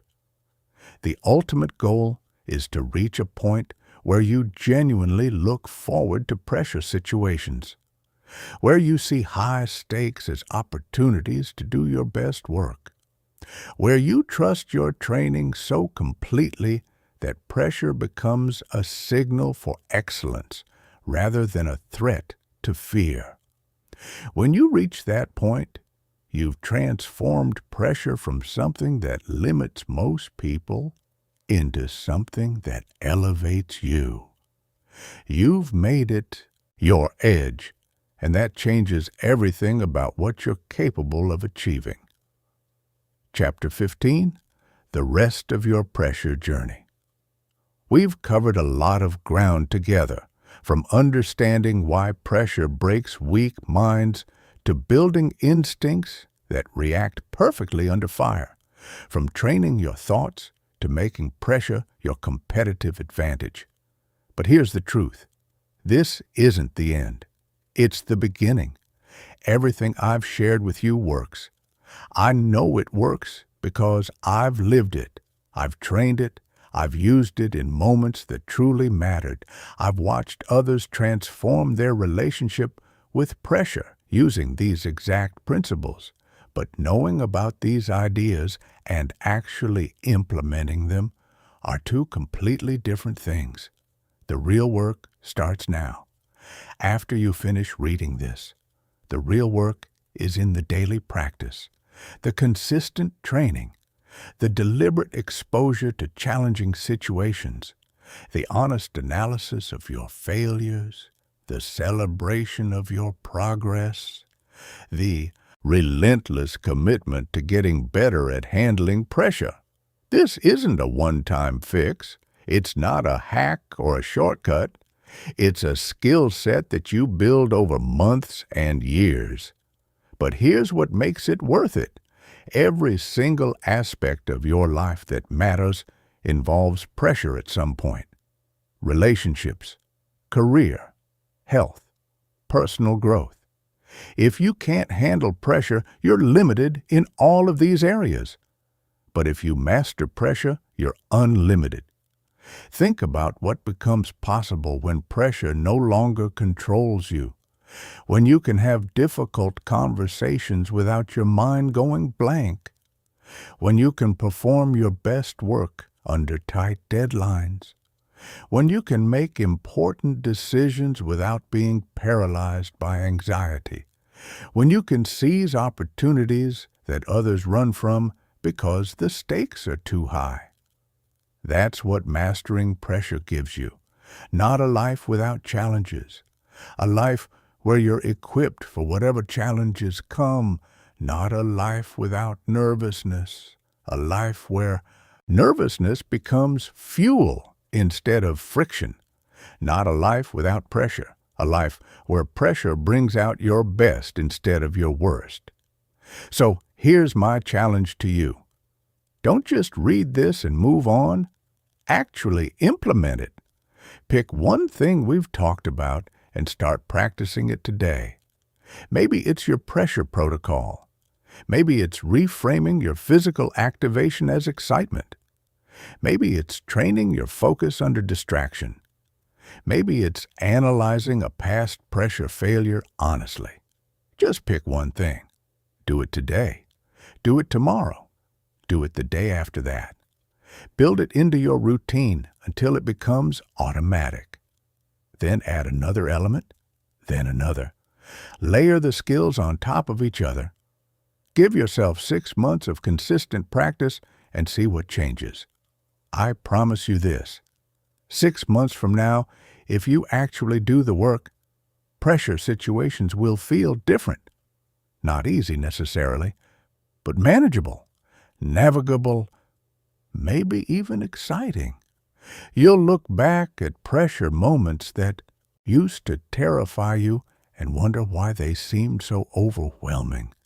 That's the transformation I'm talking about. And it's available to you, not because you're special or gifted, because you're willing to train, because you're willing to do the work that most people avoid, because you're willing to deliberately seek out challenges instead of comfort. Remember, pressure doesn't break you. Lack of preparation for pressure breaks you. Lack of training breaks you. Avoiding pressure until you're forced into it breaks you. But if you prepare, if you train, if you progressively build your capacity, pressure becomes something you can use. I want you to imagine something for a moment.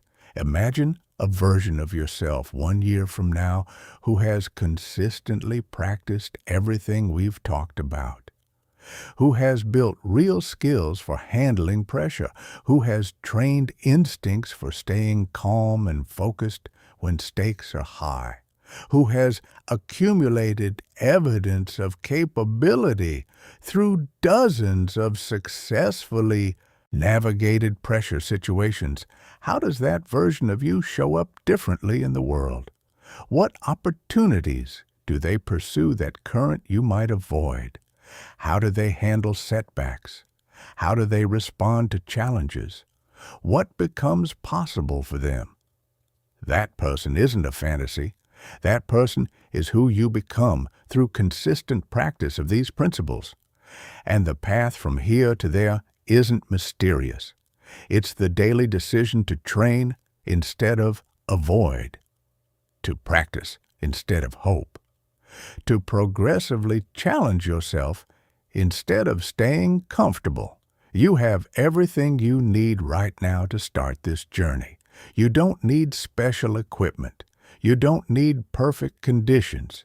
You just need commitment to the process and willingness to be uncomfortable in service of growth. Here's what I know for certain. The moments that will define your life haven't happened yet. They're coming. Opportunities, challenges, situations where everything is on the line. And when those moments arrive, you'll either be ready or you won't. You'll either have trained for pressure or you'll be at the mercy of your untrained nervous system. The choice is yours, but you have to make it now, not when the pressure hits. By then it's too late. The training has to happen before the test. The preparation has to happen before the performance. The work has to happen now so you're ready when it matters. So start today. Pick one pressure situation you're facing, even a small one. Apply what you've learned. Notice what works. Adjust what doesn't. Build your evidence. Strengthen your protocols. Train your instincts. Expand your capacity. Do this consistently, and I promise you, pressure will stop being something that happens to you and start being something you use. It will stop limiting what you attempt and start revealing what you're capable of. It will transform from your greatest weakness into your most powerful advantage. This is your journey now. The concepts are here. The framework is clear. The path is laid out. All that's left is for you to walk it, and I believe you can. Not because I know you personally, but because I know these principles work for anyone willing to apply them. I know pressure mastery isn't reserved for a select few. I know it's a trainable skill set. And I know that the fact that you've read this far means you have what it takes to see it through. The world needs more people who can handle pressure, who can make good decisions when everyone else is panicking, who can stay focused when chaos erupts, who can lead when things get hard, who can perform when everything is on the line. Be one of those people. Your pressure journey starts now.